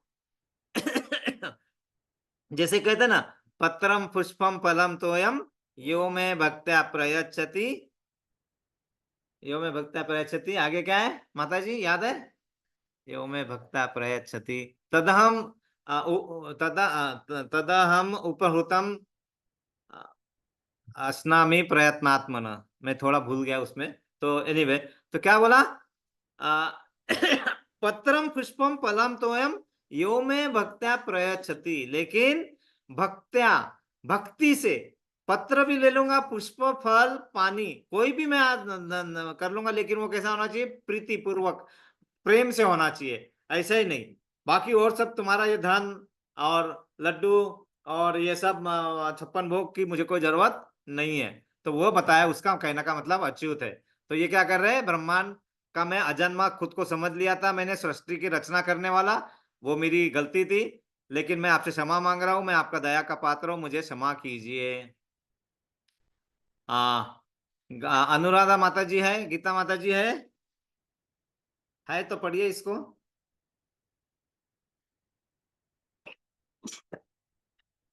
किसको? मैं है क्या? नहीं है? हूँ ना, हाँ हूँ। पढ़ो पढ़ो यहां से। हाँ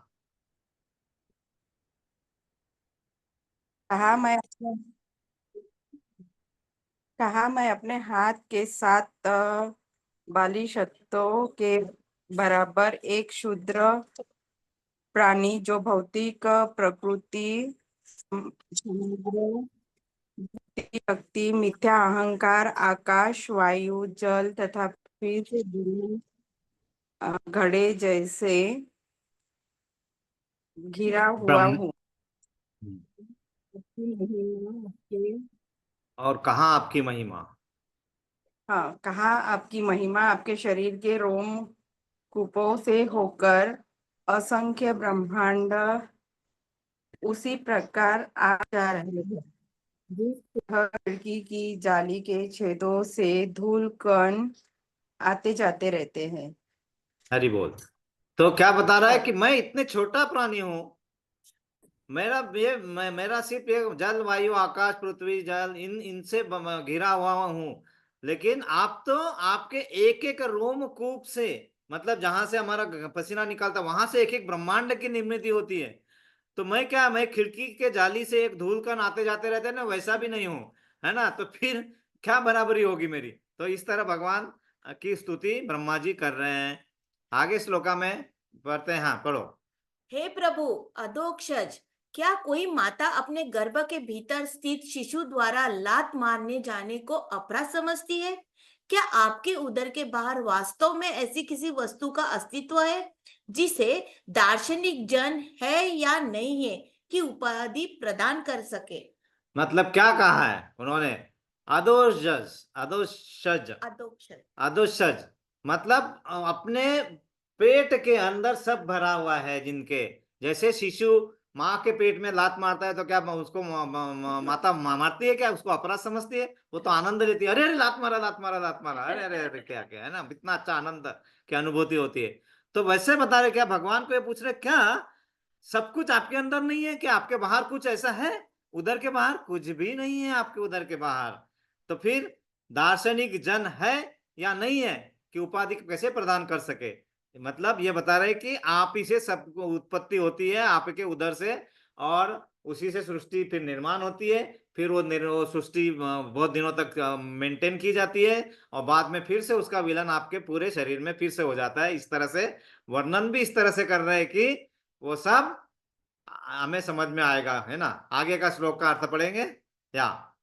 हे प्रभु, ऐसा कहा जाता है कि जब प्रलय के समय तीनों लोग जलमग्न हो जाते हैं तो आपके अंश नारायण जल में लेट जाते हैं। उनकी नाभि से धीरे धीरे एक कमल का फूल निकलता है और उस फूल से ब्रह्मा का जन्म होता है। अवश्य ही ये वचन झूठे नहीं है। तो क्या मैं आपसे उत्पन्न नहीं हूँ? हाँ, तो मतलब बता रहे हैं कि मैं आप ही से उत्पन्न हूं, लेकिन आप मेरे ये योग माया से मैं ऐसा कैसा भूल गया था?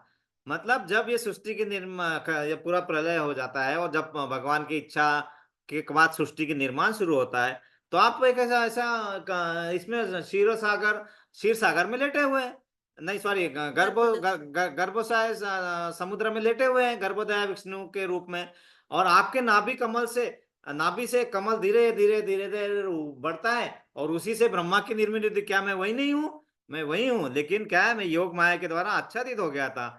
इसीलिए मैं अभी उसको अपने आप को उससे बाहर निकाल के मैं क्षमा चाहता हूँ।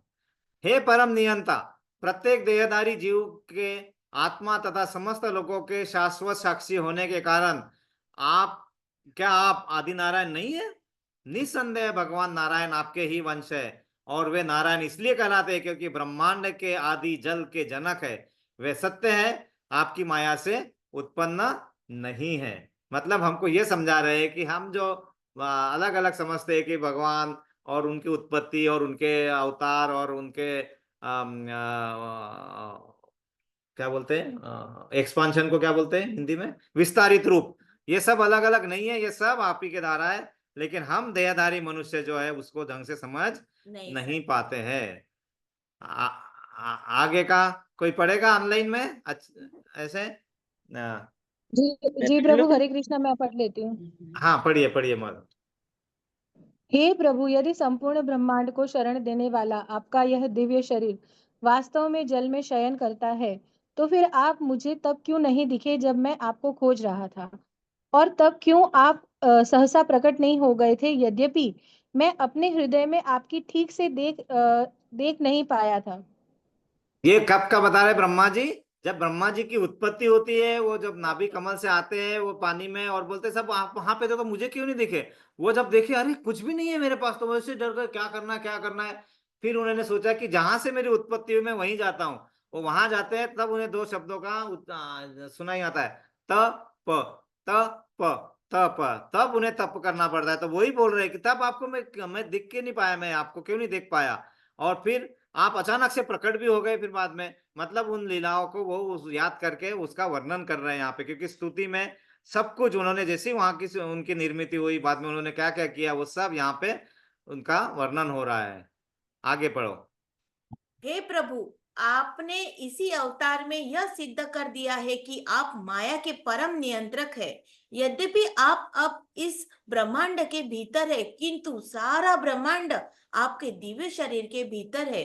आपने इस तथ्य को माता यशोदा के समक्ष अपने उदर के भीतर ब्रह्मांड दिखलाकर प्रदर्शित कर दिया है। तो ब्रह्मा जी बता रहे हैं कि आप पूरे सृष्टि के निर्माता हैं, आप ही नियंत्रक है सभी। और ये सब उन्होंने कब किया? माता यशोदा को उन्होंने 2 बार, मुझे तो पता है 2 बार और बहुत बार भी हुआ था, 2 बार उन्होंने इस अपने भीतर ब्रह्मांड दिखलाकर माता को आश्चर्यचकित किया था। कब किया था 2 बार? मट्टी खाया था तब। एक बार जब मट्टी खाया और उसे बोला कि मुंह खोलो, तो तो ब्रह्मांड की दिशा दे। और कब दिखाया था दूसरे बार? दामोदर लीला। दामोदर लीला दामोदर में जब फिर उनके दिखा दे। उदर को बांधने की, उखल से उदर को हाँ, बांधने की कोशिश की थी। हरि बोल, है ना। तो इस तरह से आपने यह पहले दर्शा दिया है। तो हमें ये मानना बिल्कुल मन में होना चाहिए कि सृष्टि के रचयिता ईश्वरम परम कृष्ण सच्चिदानंद विग्रह अनादिरादे गोविंद सर्व कारण कारणम। मतलब भगवान कृष्ण परम ईश्वर, परम कृष्ण, कृष्ण ही परम ईश्वर है।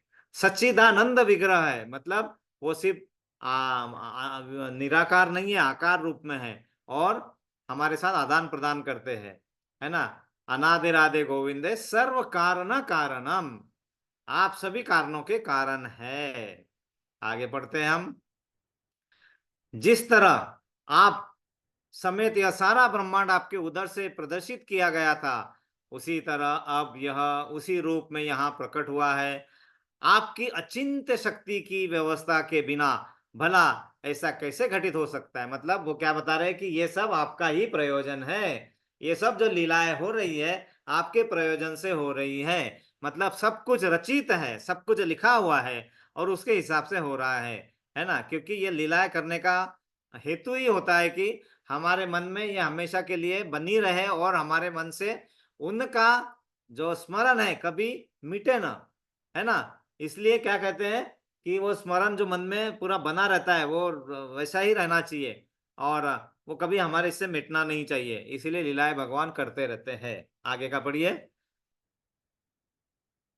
हाँ पढ़ो। क्या आपने आज मुझे यह नहीं दिखलाया कि आप स्वयं तथा इस सृष्टि की प्रत्येक वस्तु आपकी अचिंत्य शक्ति के ही प्राकट्य है? सर्वप्रथम आप अकेले प्रकट हुए, तत्पश्चात आप वृंदावन के बिछड़ों तथा अपने बछड़ों सर्वप्रथम आप अकेले प्रकट हुए, तत्पश्चात आप वृंदावन के बछड़ों तथा अपने मित्र ग्वाल बालों के रूप में प्रकट हुए। इसके बाद आप उतने ही चतुर्भुजी विष्णु रूप में प्रकट हुए, जो मुझे समेत समस्त जीवों द्वारा पूजे जा रहे थे। तत्पश्चात आप उतने ही संपूर्ण ब्रह्मांडों के रूप में प्रकट हुए। तदनंतर आप अद्वितीय परम ब्रह्म के अपने अनंत रूप में वापस आ गए। तो इन्होंने सब पूरा वर्णन कर दिया कि आपने इतनी सारी चीजें इतने कम समय में दिखा दी, आपकी ये अचिंत्य शक्ति नहीं तो और क्या है। क्या क्या किया, वृंदावन पहले खुद आ गए, फिर वृंदावन के बछड़ों को लाया, फिर ग्वाल बालों के रूप में स्वयं प्रकट हो गए, फिर चतुर्भुजी विष्णु के रूप में प्रकट हो गए, फिर समस्त जीवों द्वारा पूजे जाने वाले रूप में आ गए, फिर संपूर्ण ब्रह्मांडों के रूप में प्रकट हुए, फिर अद्वितीय परम ब्रह्मा से आपके अनंत रूप में आप फिर से वापस आ गए। आगे बोलते हैं, आपकी वास्तविक दिव्य स्थिति से अपरिचित व्यक्तियों के लिए आप इस जगत के अंश रूप में अपने को अपनी अचिंत्य शक्ति के अंश द्वारा प्रकट करते हुए अवतरित होते हैं। इस तरह ब्रह्मांड के सृजन के लिए आप मेरे मतलब ब्रह्मा के रूप में, इसके पालन के लिए अपने ही मतलब विष्णु के रूप में, तथा संहार के लिए त्रिनेत्र शिव के रूप में प्रकट होते हैं। मतलब ये भी बता दिया कि आप ब्रह्मा विष्णु महेश के रूप में आप ही प्रकट होते हैं, है ना। ब्रह्मा मुझे प्रकट करते हैं सृष्टि की रचना करने के लिए, खुद विष्णु के अवतार में आ जाते हैं उसका पालन करने के लिए, और फिर खुद त्रिनेत्र शंकर जी के इसमें आ जाते हैं उसका संहार करने के लिए। आगे पढ़ेंगे कोई? थोड़ा जल्दी जल्दी पढ़ना होगा। हाँ प्रभु, पढ़ती हूँ। हे सभी प्रभु, तैयार रहिए एक एक पढ़ने के लिए। आना, इसका सबने लाभ उठाना चाहिए, सभी ने पढ़ना चाहिए। मोबाइल पे होगा तो भी झूम करके कैसा भी करके तैयार रहिए। यस, हरे कृष्णा। हरे कृष्णा। हे प्रभु, हे परम सृष्टा एवं स्वामी, यद्यपि आप अजन्मा है, किंतु श्रद्धा विहीन असुरों के मिथ्या गर्व को चूर करने तथा अपने संत सदृश भक्तों पर दया दिखाने के लिए आप देवताओं, ऋषियों, मनुष्यों, पशुओं तथा जलचरों तक के बीच में जन्म लेते हैं। हरि बोल। तो यहाँ पे क्या बताया, यदा यदा ही धर्मस्य ग्लानिर्भवति भारत अभ्युत्थानात् धर्मस्य तदात्मानं सृजाम्यहम्, और बाद में परित्राणं साधूनां विनाशाय च दुष्कृताम् संभवामि युगे युगे। मतलब आप पवित्र साधु लोगों का रक्षण करने के लिए, श्रद्धाहीन असुरों का नाश करने के लिए, और धर्म की पुनर्संस्थापना करने के लिए अनेक अनेक इसमें जन्म लेते हैं, ऋषियों के रूप में, मनुष्य के रूप में, पशुओं के रूप में, जलचरों के रूप में, ये सब होते रहता है। अगले इसमें बताया, हे भूमन, हे भगवन, हे परमात्मा, हे योगेश्वर। देखो, भूमन, भगवन, परमात्मा, योगेश्वर, आपकी लीलाएं इन तीनों लोकों में निरंतर चलती रहती है। ये बहुत इंपॉर्टेंट है। अभी भी लीलाएं कहीं ना कहीं चल रही है, हमारे यहाँ नहीं चल रही है, हमारे इस लोक में, लेकिन निरंतर कहीं ना कहीं अभी भी कहीं माखन चोर के खा रहे हैं, अभी भी कहीं गोपियों के वस्त्र चुरा रहे हैं, अभी भी कहीं अपने यशोदा माता को अपना वो पूरा मुंह खोल के ब्रह्मांड दिखा रहे हैं। हर लीलाएं कहीं ना कहीं चल रही है, बहुत इतने सारे अखंड ब्रह्मांडों के बीच में। किंतु उसका अनुमान कौन लगा सकता है कि आप कहाँ, कैसे और कब अपनी आध्यात्मिक शक्ति का प्रयोग कर रहे हैं और इन असंख्य लीलाओं को संपन्न कर रहे हैं। इस रहस्य को कोई नहीं समझ सकता कि आपकी आध्यात्मिक शक्ति किस प्रकार से कार्य करती है। हमारे ये इसके बाहर है, किसके? हमारे सोच के बाहर है, इसीलिए हम सोचना नहीं चाहते, हम तो सिर्फ आपकी सेवा में लगे रहना चाहते हैं, है ना। आगे का पढ़िए। अतः यह संपूर्ण ब्रह्मांड, जो कि स्वप्न के तुल्य है, प्रकृति से असत है, फिर भी असली मीन्स सत प्रतीत होता है और इस तरह यह मनुष्य की चेतना को प्रच्छन्न कर लेता है और बारंबार दुख का कारण बनता है।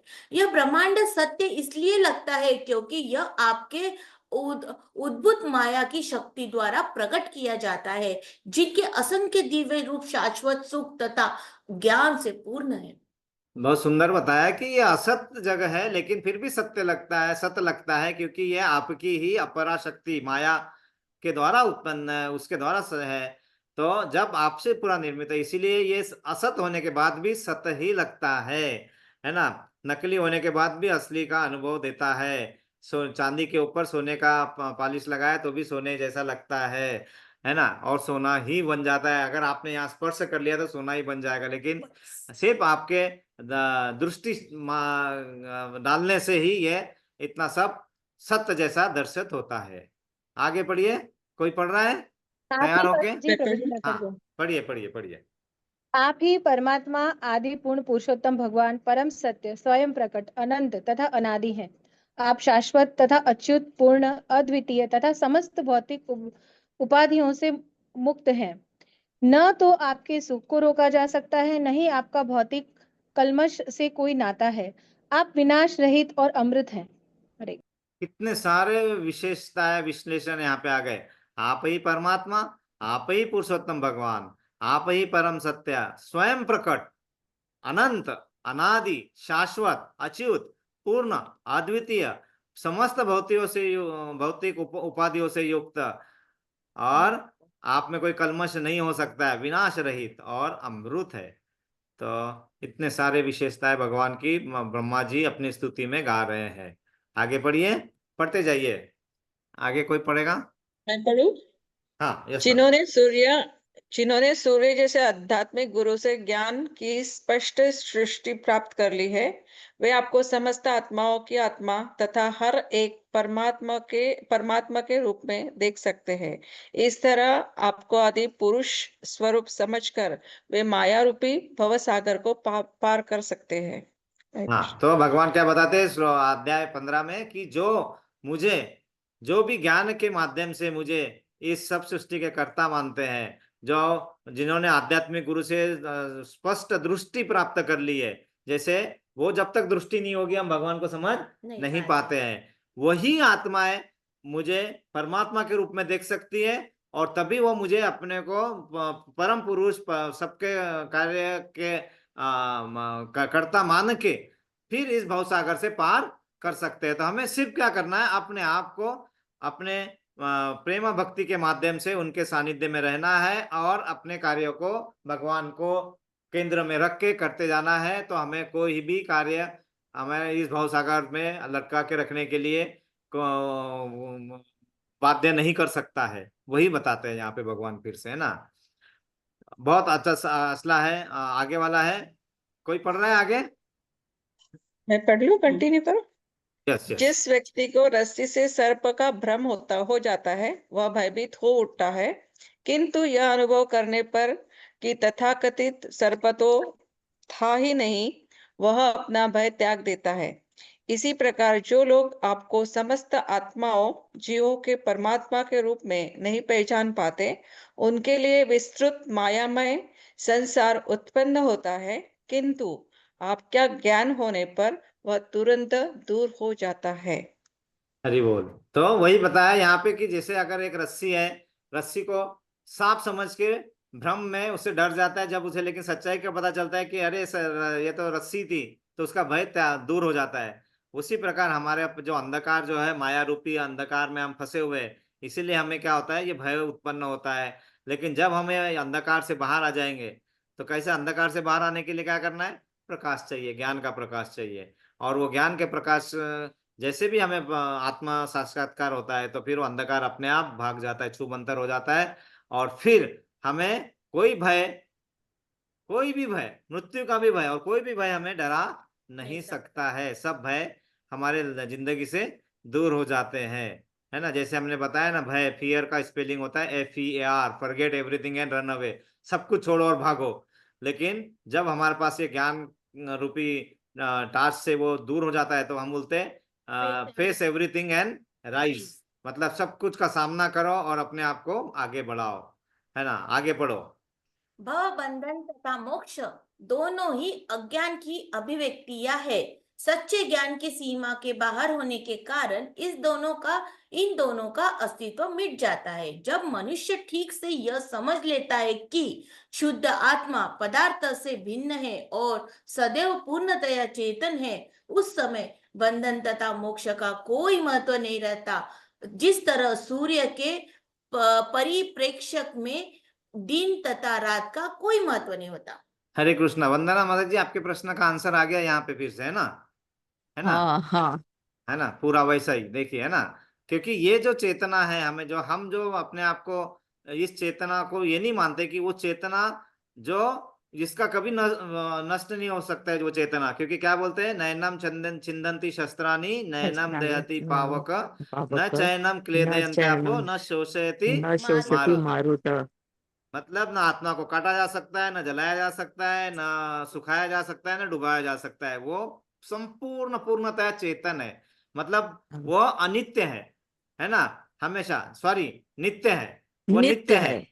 नित्य है ना। तो वो वो जब हमारे मन में रहेगा तो बंधन या मोक्ष इसका कोई महत्व ही नहीं रहता है। जैसे कि सूर्य के परिप्रेक्ष्य में दिन तथा रात का कोई महत्व नहीं रहता। जैसे हम बोलते हैं रात हो गई, रात नहीं हुई, सिर्फ सूर्य उधर चला गया दूसरे पाश्चात्य देश में, है ना, उधर से दिख रहा है। तो सूर्य के साथ में हम रहेंगे तो हमें दिन और रात कुछ नहीं मिलेगा, है ना। सिर्फ वो उसके अभाव में हमें रात महसूस होती है और उसके आने से हमें दिन लगता है, बस यही चीज है। इसलिए हमें वो बंध भव बंधन और मोक्ष दोनों ही अज्ञान की अभिव्यक्तियां है। दोनों अज्ञान के कारण ही ऐसे हमारे मन में घर करके बैठा हुआ है। लेकिन जब वो ज्ञान आ जाता है तो ये हमारे लिए कोई मायने रखता नहीं है, नगण्य है ये सब चीजें हमारे लिए। आगे पढ़ो। प्रभु पढ़ू जी मैं प्रभु पढ़ जी? रही हूँ। हाँ हाँ अलका माता जी। बिल्कुल चालू कर जरा देने उन का है कोई। अज्ञानी जरा उन अज्ञानी पुरुषों की मूर्खता तो देखिए, जो आपको मोह की भिन्न अभिव्यक्ति मानते हैं और अपने यानी आत्मा को, जो कि वास्तव में आप हैं, अन्य कुछ भौतिक शरीर मानते हैं। ऐसे मूर्ख जन इस निष्कर्ष पर पहुंचते हैं कि परमात्मा की खोज परम पुरुष आपसे बाहर अन्यत्र की जानी चाहिए। मतलब घर में सब कुछ है लेकिन वो छोड़ के बाहर ढूंढते फिर रहे हैं ना यहाँ पे। क्यों? क्योंकि वो ईर्ष्या करते हैं और उसके कारण वो अपने आप को शरीर मानते हैं, आत्मा मानने को तैयार ही नहीं होते हैं। और जब आत्मा मानेंगे नहीं तो ऐसे मूर्ख जन परमात्मा की खोज गली गली ढूंढते ढूंढते ढूंढते करते। जबकि हमारे जैसे मराठी में कहावत है, पूर्ण जग हिंडलो पण माझ्या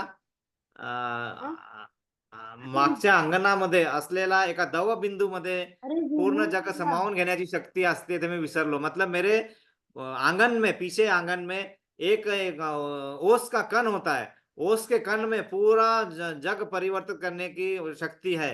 वो मैं भूल ही जाता हूँ और पूरा जग ढूंढता हूँ और वहां पे मैं खुशियां ढूंढने की कोशिश करता हूँ। तो परमात्मा की खोज कहीं करने की जरूरत नहीं है, हमारे भीतर ही है। लेकिन वो भीतर की जो परत है वो हमें काटना है। आगे, हे अनंत भगवान, संत जन आपसे भिन्न हर वस्तु का तिरस्कार करते हुए अपने ही शरीर के भीतर आपको खोज निकालते हैं। निसंदेह विभेद करने वाले व्यक्ति भला किस तरह आपके समक्ष पड़ी हुई रस्सी की असली प्रकृति को जान सकते हैं, जब तक वे इस भ्रम का निराकरण नहीं कर लेते कि यह सर्प है। मतलब फिर से वही बताया कि आप जब तक इस भ्रम में रहोगे तो आपको रस्सी भी सर्प ही नजर आएगी और जो असत है वही सत नजर आएगा और उसी में हम डूबे रहेंगे। आगे पढ़ेगा कोई? जी प्रभु जी। हे प्रभु, यदि किसी पर आपके चरण कमलों की लेश मात्र भी कृपा हो जाती है तो वह आपकी महानता को समझ सकता है।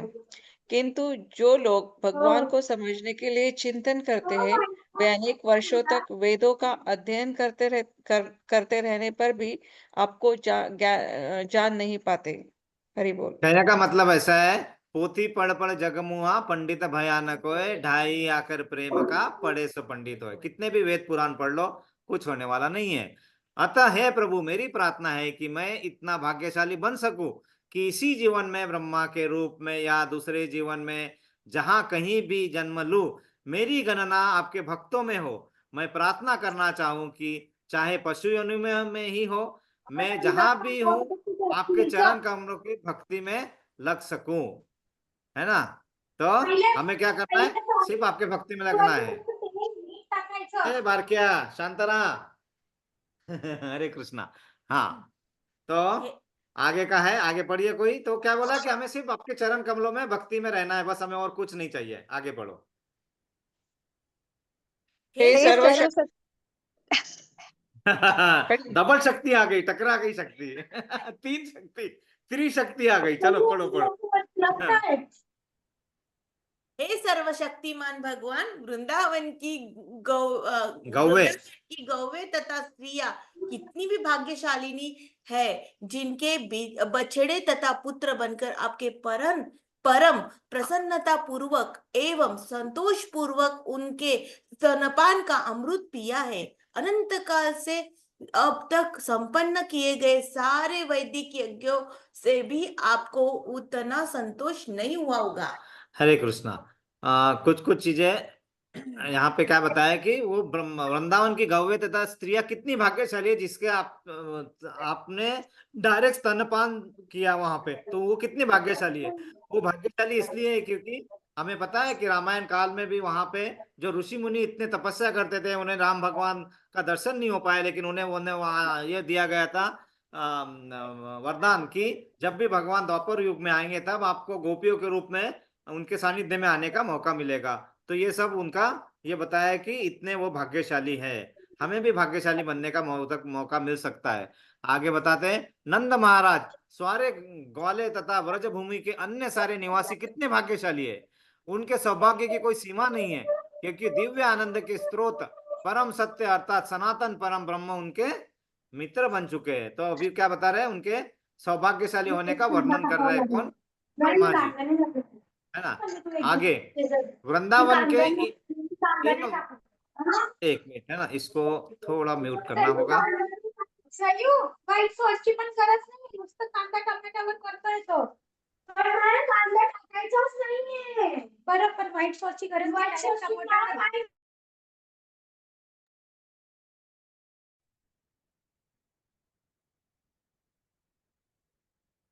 कहाँ चला गया। हाँ, वृंदावन के इन वासियों की सौभाग्य सीमा का अनुमान नहीं लगाया जा सकता, फिर भी विविध इंद्रियों के 11 अधिष्ठाता देवता हम, जिनमें शिवजी प्रमुख है, परम भाग्यशाली है, क्योंकि वृंदावन के इन भक्तों की इंद्रिया वे प्याले हैं जिनसे हम आपके चरण कमलों का अमृत तुल्य मादक मधु पे बारंबार पीते हैं। मतलब यहाँ पे क्या बताया कि आपके चरण कमलों के अमृत जे अगर हम अपने चरण कमलों में अपने मन को लगा के वहां से अगर अपने भक्ति को बढ़ाएंगे आगे, तो उसका मधु पेय बार बार पी सकते हैं।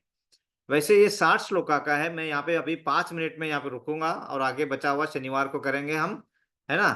तो लेकिन अभी हम 40 तक करेंगे, बाकी बचे हुए हम शनिवार को कर लेंगे, क्योंकि बहुत लोगों को उधर काम भी होगा, इसलिए आगे का पढ़ते हैं। हाँ, पढ़ो वाच।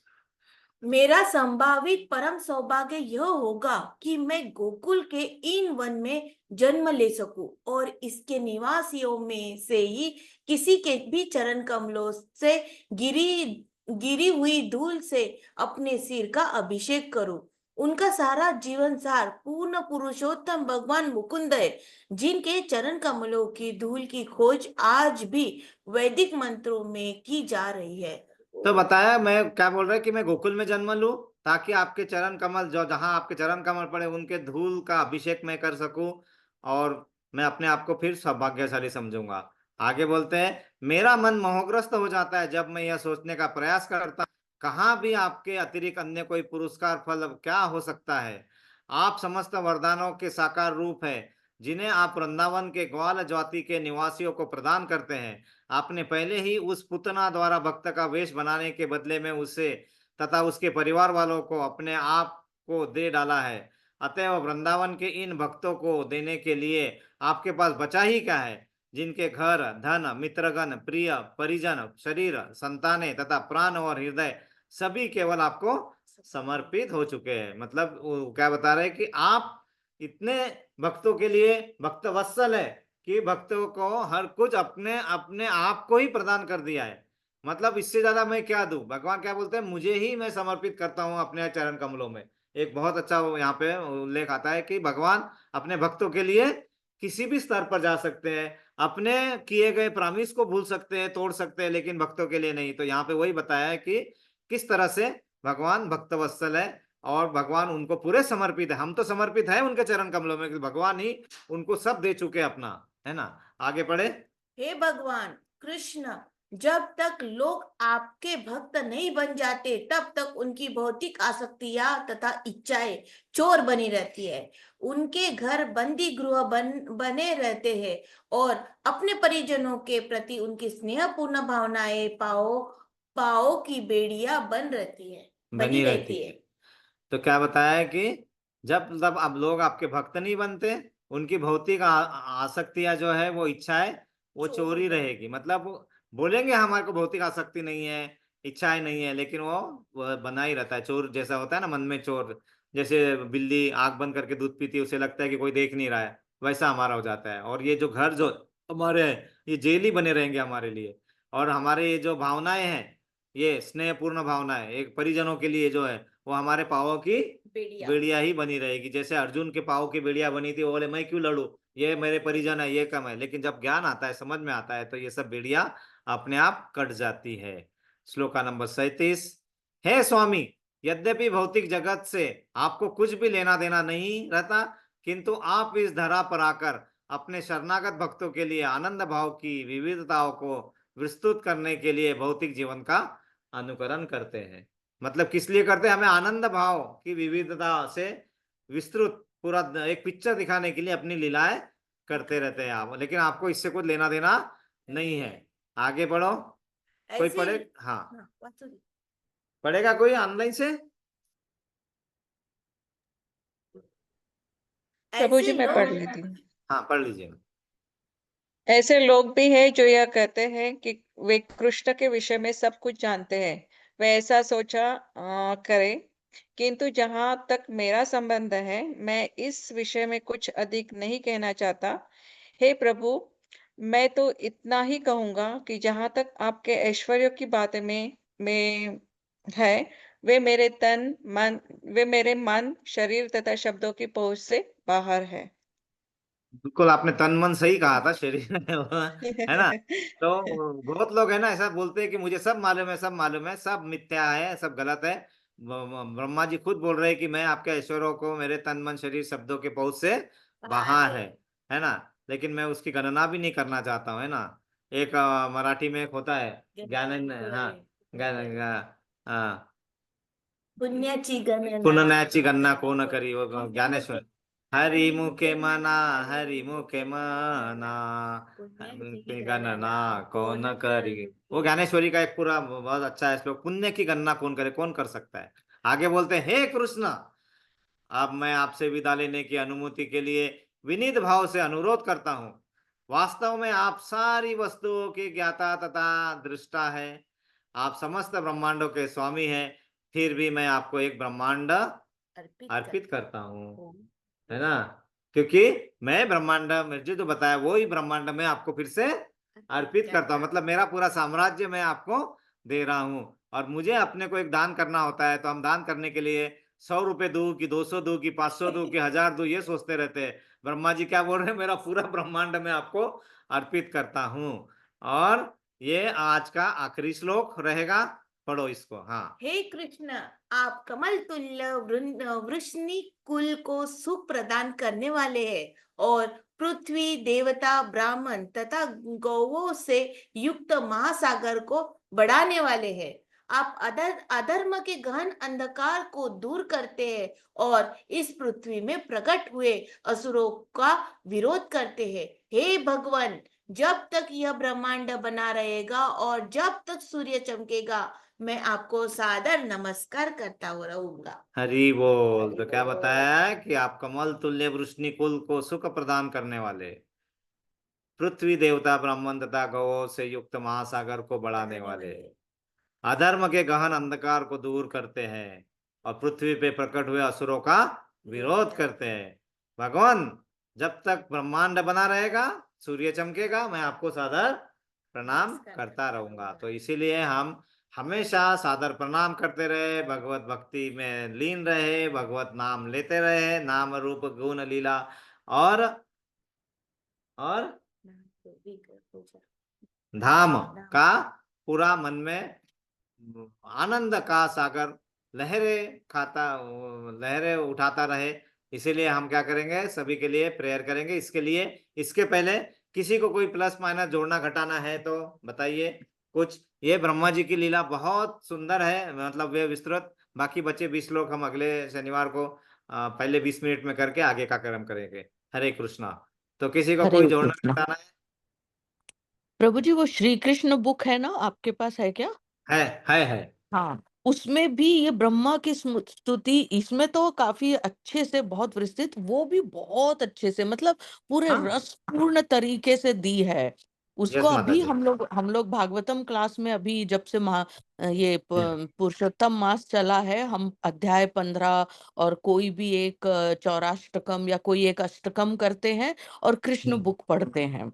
इतना बिल्कुल। आनंद आया था ये सब पढ़ने में। तो आज वाला तो और भी, मतलब परम आनंद बोल सकते हैं, क्योंकि ये भागवतम से निकली हुई ब्रह्मा जी की स्तुति है। उसमें भी ठीक। दिया है, अगर किसी को पढ़ना है तो वो बुक भी फॉलो कर सकते हैं। हाँ, कृष्णा कृष्णा बुक है वो, कृष्णा उसमें सब कुछ है। श्री ये जो कृष्ण है की यहाँ बुक पे, जो है, ये वो विस्तारित 10वें रूप से हमने अध्याय का इसका ही तात्पर्य पूरा। पढ़ा ही नहीं, है ना। अभी तात्पर्य तो 10 पढ़ा ही नहीं हमने, इसको हमने सिर्फ तात्पर्य तो पढ़ा ही नहीं, और अगर हाँ। मौका मिले तो पढ़ेंगे, क्योंकि अभी तो चौथे स्कंद में ही है। मौका मतलब अभी उसके 10। लिए 1 महीना लगेगा ये हमें 14वां अध्याय कंप्लीट करने के लिए। ऐसा है, हाँ, उतना हाँ, डिटेल में है ये, है ना। हाँ। तो लेकिन लेकिन अभी हम लोग बहुत जो है। पढ़ रहे हैं, मतलब जो सिर्फ श्लोक श्लोक का अर्थ पढ़ रहे हैं, उसी में काफी कुछ मतलब समाया हुआ है। अगर पढ़ के ही समझना है तो इतना बहुत है। बिल्कुल, बिल्कुल है। बहुत ये आनंद आया। लीलाएं आनंद देने के लिए ही होगी और परम आनंद देने के हाँ, लिए होती है, इसलिए इसका अध्ययन बहुत जरूर करना बहुत। चाहिए। देखिए, अपना अध्ययन शुरू हुआ तो यहाँ पे 22 लोग थे, हाँ, अभी कट कट के 14-15 ही बचे हैं। सबको अपने अपने कार्यों में लग गए, क्योंकि क्या होता है ना कि हाँ, इतना आसान 15 लोग हैं अभी यहाँ पे, है ना। तो वो हाँ। वैसा होता है क्योंकि अपने अपने कार्यों में हम अपने लीन रहते हैं कि अपने कार्य को हम नहीं छोड़ पाते, ये माया का प्रभाव है। लेकिन किसी हम्म, तरह से इस अभी 4-5 दिन बाकी है इस माह के लिए। तो जितना समय हो गया, पूरा समय, पूरा दिन आप में सब कार्यों को थोड़ा अलग करके इतने जितना समर्पित होकर कर सके, जहाँ पे बहुत सारा ये अवेलेबल है। तो जितना हम पढ़ हम्म, सके लीलाओं के बारे में, उतना अध्ययन हमने करना चाहिए और वो अध्ययन हमारा अच्छे से हो, है ना। इसीलिए हम क्या करेंगे, हम सबके लिए प्रेयर करेंगे। किसी को और कुछ जोड़ना घटाना है, हम सबके लिए प्रेयर करेंगे ताकि हम सही में इसमें मन लगा के अपने शुद्धिकरण के लिए, अपने अपने कम से कम स्वार्थी तो बन जाए हम, कि हमारे स्वार्थ के लिए हम पढ़ ले। इतना प्यार से बताया ब्रह्मा जी ने कि ये सब अगर हमने कर पाए या पढ़ भी लिया, सिर्फ श्रवणम भी किया कथाओं का, तो भी हमें वही लाभ मिलेगा। नाम लिया, गुण के बारे गुण में पढ़ा, को जाना। रूप हाँ, के वर्णन किया, लीलाओं का वर्णन किया, लीलाओं और है ना। धाम यात्रा। धाम यात्रा का वर्णन किया, धाम में जाए, कुछ भी करे, सब बराबर है। कोई चीज अलग नहीं है। तो हम सब हम्म। हमारा ऐसा मन बना रहे और हम आगे बढ़े, इसीलिए हम तीनों सबके लिए 3 बार प्रार्थना करेंगे। हरे हरे कृष्णा, कृष्णा, हरे हरे कृष्णा, कृष्णा, कृष्णा कृष्णा कृष्णा, हरे कृष्णा, हरे, हरे हरे, हरे हरे राम, राम, हरे हरे राम, राम, राम राम, राम हरे राम, हरे। हरे हरे, हरे हरे कृष्णा, कृष्णा, हरे हरे कृष्णा, कृष्णा, कृष्णा कृष्णा, कृष्णा हरे कृष्णा, हरे, हरे हरे, हरे हरे राम, हरे राम, राम, हरे राम, राम राम राम, राम, हरे हरे हरे, हरे, हरे हरे कृष्णा, कृष्णा, हरे हरे कृष्णा, कृष्णा, कृष्णा कृष्णा कृष्णा, कृष्णा, हरे हरे, हरे, हरे हरे राम, राम, हरे हरे राम, राम, राम राम, राम हरे राम, हरे। हरे हरे।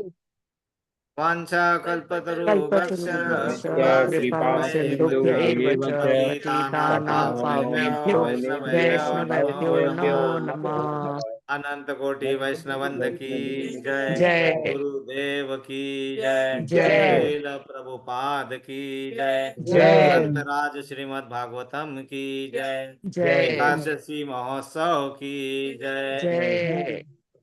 पुरुषोत्तम मास की जय। जय। निताय गौर प्रेमानंदे।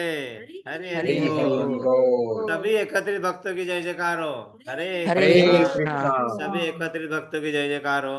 हरे हरे कृष्णा। कृष्णा। सभी एकत्रित भक्तों की जय जयकार हो। हरे हरे कृष्णा। कृष्णा। श्री गुरु और श्री गुरु गौरांग और की जय जयकार गौरांग हो। की जय। हरे हरे कृष्णा। कृष्णा। जय Shrila Prabhupada. All glories to Shrila Prabhupada. Hare Krishna. बहुत हरे आनंद आया प्रभु। और आज आज का दिन इतना अच्छा है। आज रसरानी माता जी, रश्मि माता जी ने हमारे को एक एकदम ही अलग, एक नया मतलब हमको वो स्तोत्रम दिया जो बिल मंगल ठाकुर ने लिखा है। मतलब गोविंद दामोदर माधवेती करके वो मैं उन्होंने शेयर किया है हमको हमारे वो श्रीमद् भागवतम वाले ग्रुप में। वो वैसे तो उसमें 70 श्लोक है, उनके अर्थ है, लेकिन वो यूट्यूब में है, 52 मिनट का है, थोड़ा लॉन्ग है। मैं शेयर कर दूं क्या प्रभु जी अपने ग्रुप में? बिल्कुल शेयर कर जिस दीजिए, किसी जिसको को भी करना है कर लें। जिसका, हाँ, और उसको आज रसरानी माता जी ने, रश्मि माता जी ने इतने अच्छे, उसमें भी हमको आज बहुत आनंद आया कि किस तरह से हर काम को जब गोविंद को याद करते हुए करते तो वहां के ग्वाल बाल हो गए, गोपियां हो गई, माता यशोदा हो गई, मतलब किस तरह से वो हर हर इसमें मतलब वही बोलती है गोविंद दामोदर माधवेती। बहुत बहुत अच्छा है उसका अर्थ भी, अगर आप देखेंगे तो एकदम मतलब रस बहुत आता है, आप सुंदर भजन है, डूब गोविंद जाएंगे। हाँ, माधव माधवेति। डूब जाएंगे। आपको आपको अगर पहले वाला होगा तो वो 12 15 या 17 वाला, लेकिन ये 70 है, टोटल 70। 52 मिनट का वीडियो है यूट्यूब का, मैं शेयर करती हूँ प्रभु जी। यस यस माता जब जी। भी टाइम मिले बिल्कुल। उसको कर सकते हैं। यस बिल्कुल बिल्कुल। हरे ये हरे आनंद कृष्ण। है, जितना लेंगे उतना है, इतना जितने आनंद में डुबकी लगाना इतना है तुम्हें लगाओ। आनंदमय, इतना आनंद लो। आनंद। हाँ, ऐसा है। आप विजुअलाइज करने लगोगे उन श्लोकों को पढ़ने के बाद कि वहां एक्चुअल में क्या और कैसे हो रहा है। इसका आनंद लेना है तो ऐसा ही है कि हमें मन से करना है, अपना तन अपना मन लगा दोगे तो आपको पूरी वो सब सामने, आपके सामने वो रील चलना चालू होती चालू है हो ना, धीरे। जाती है।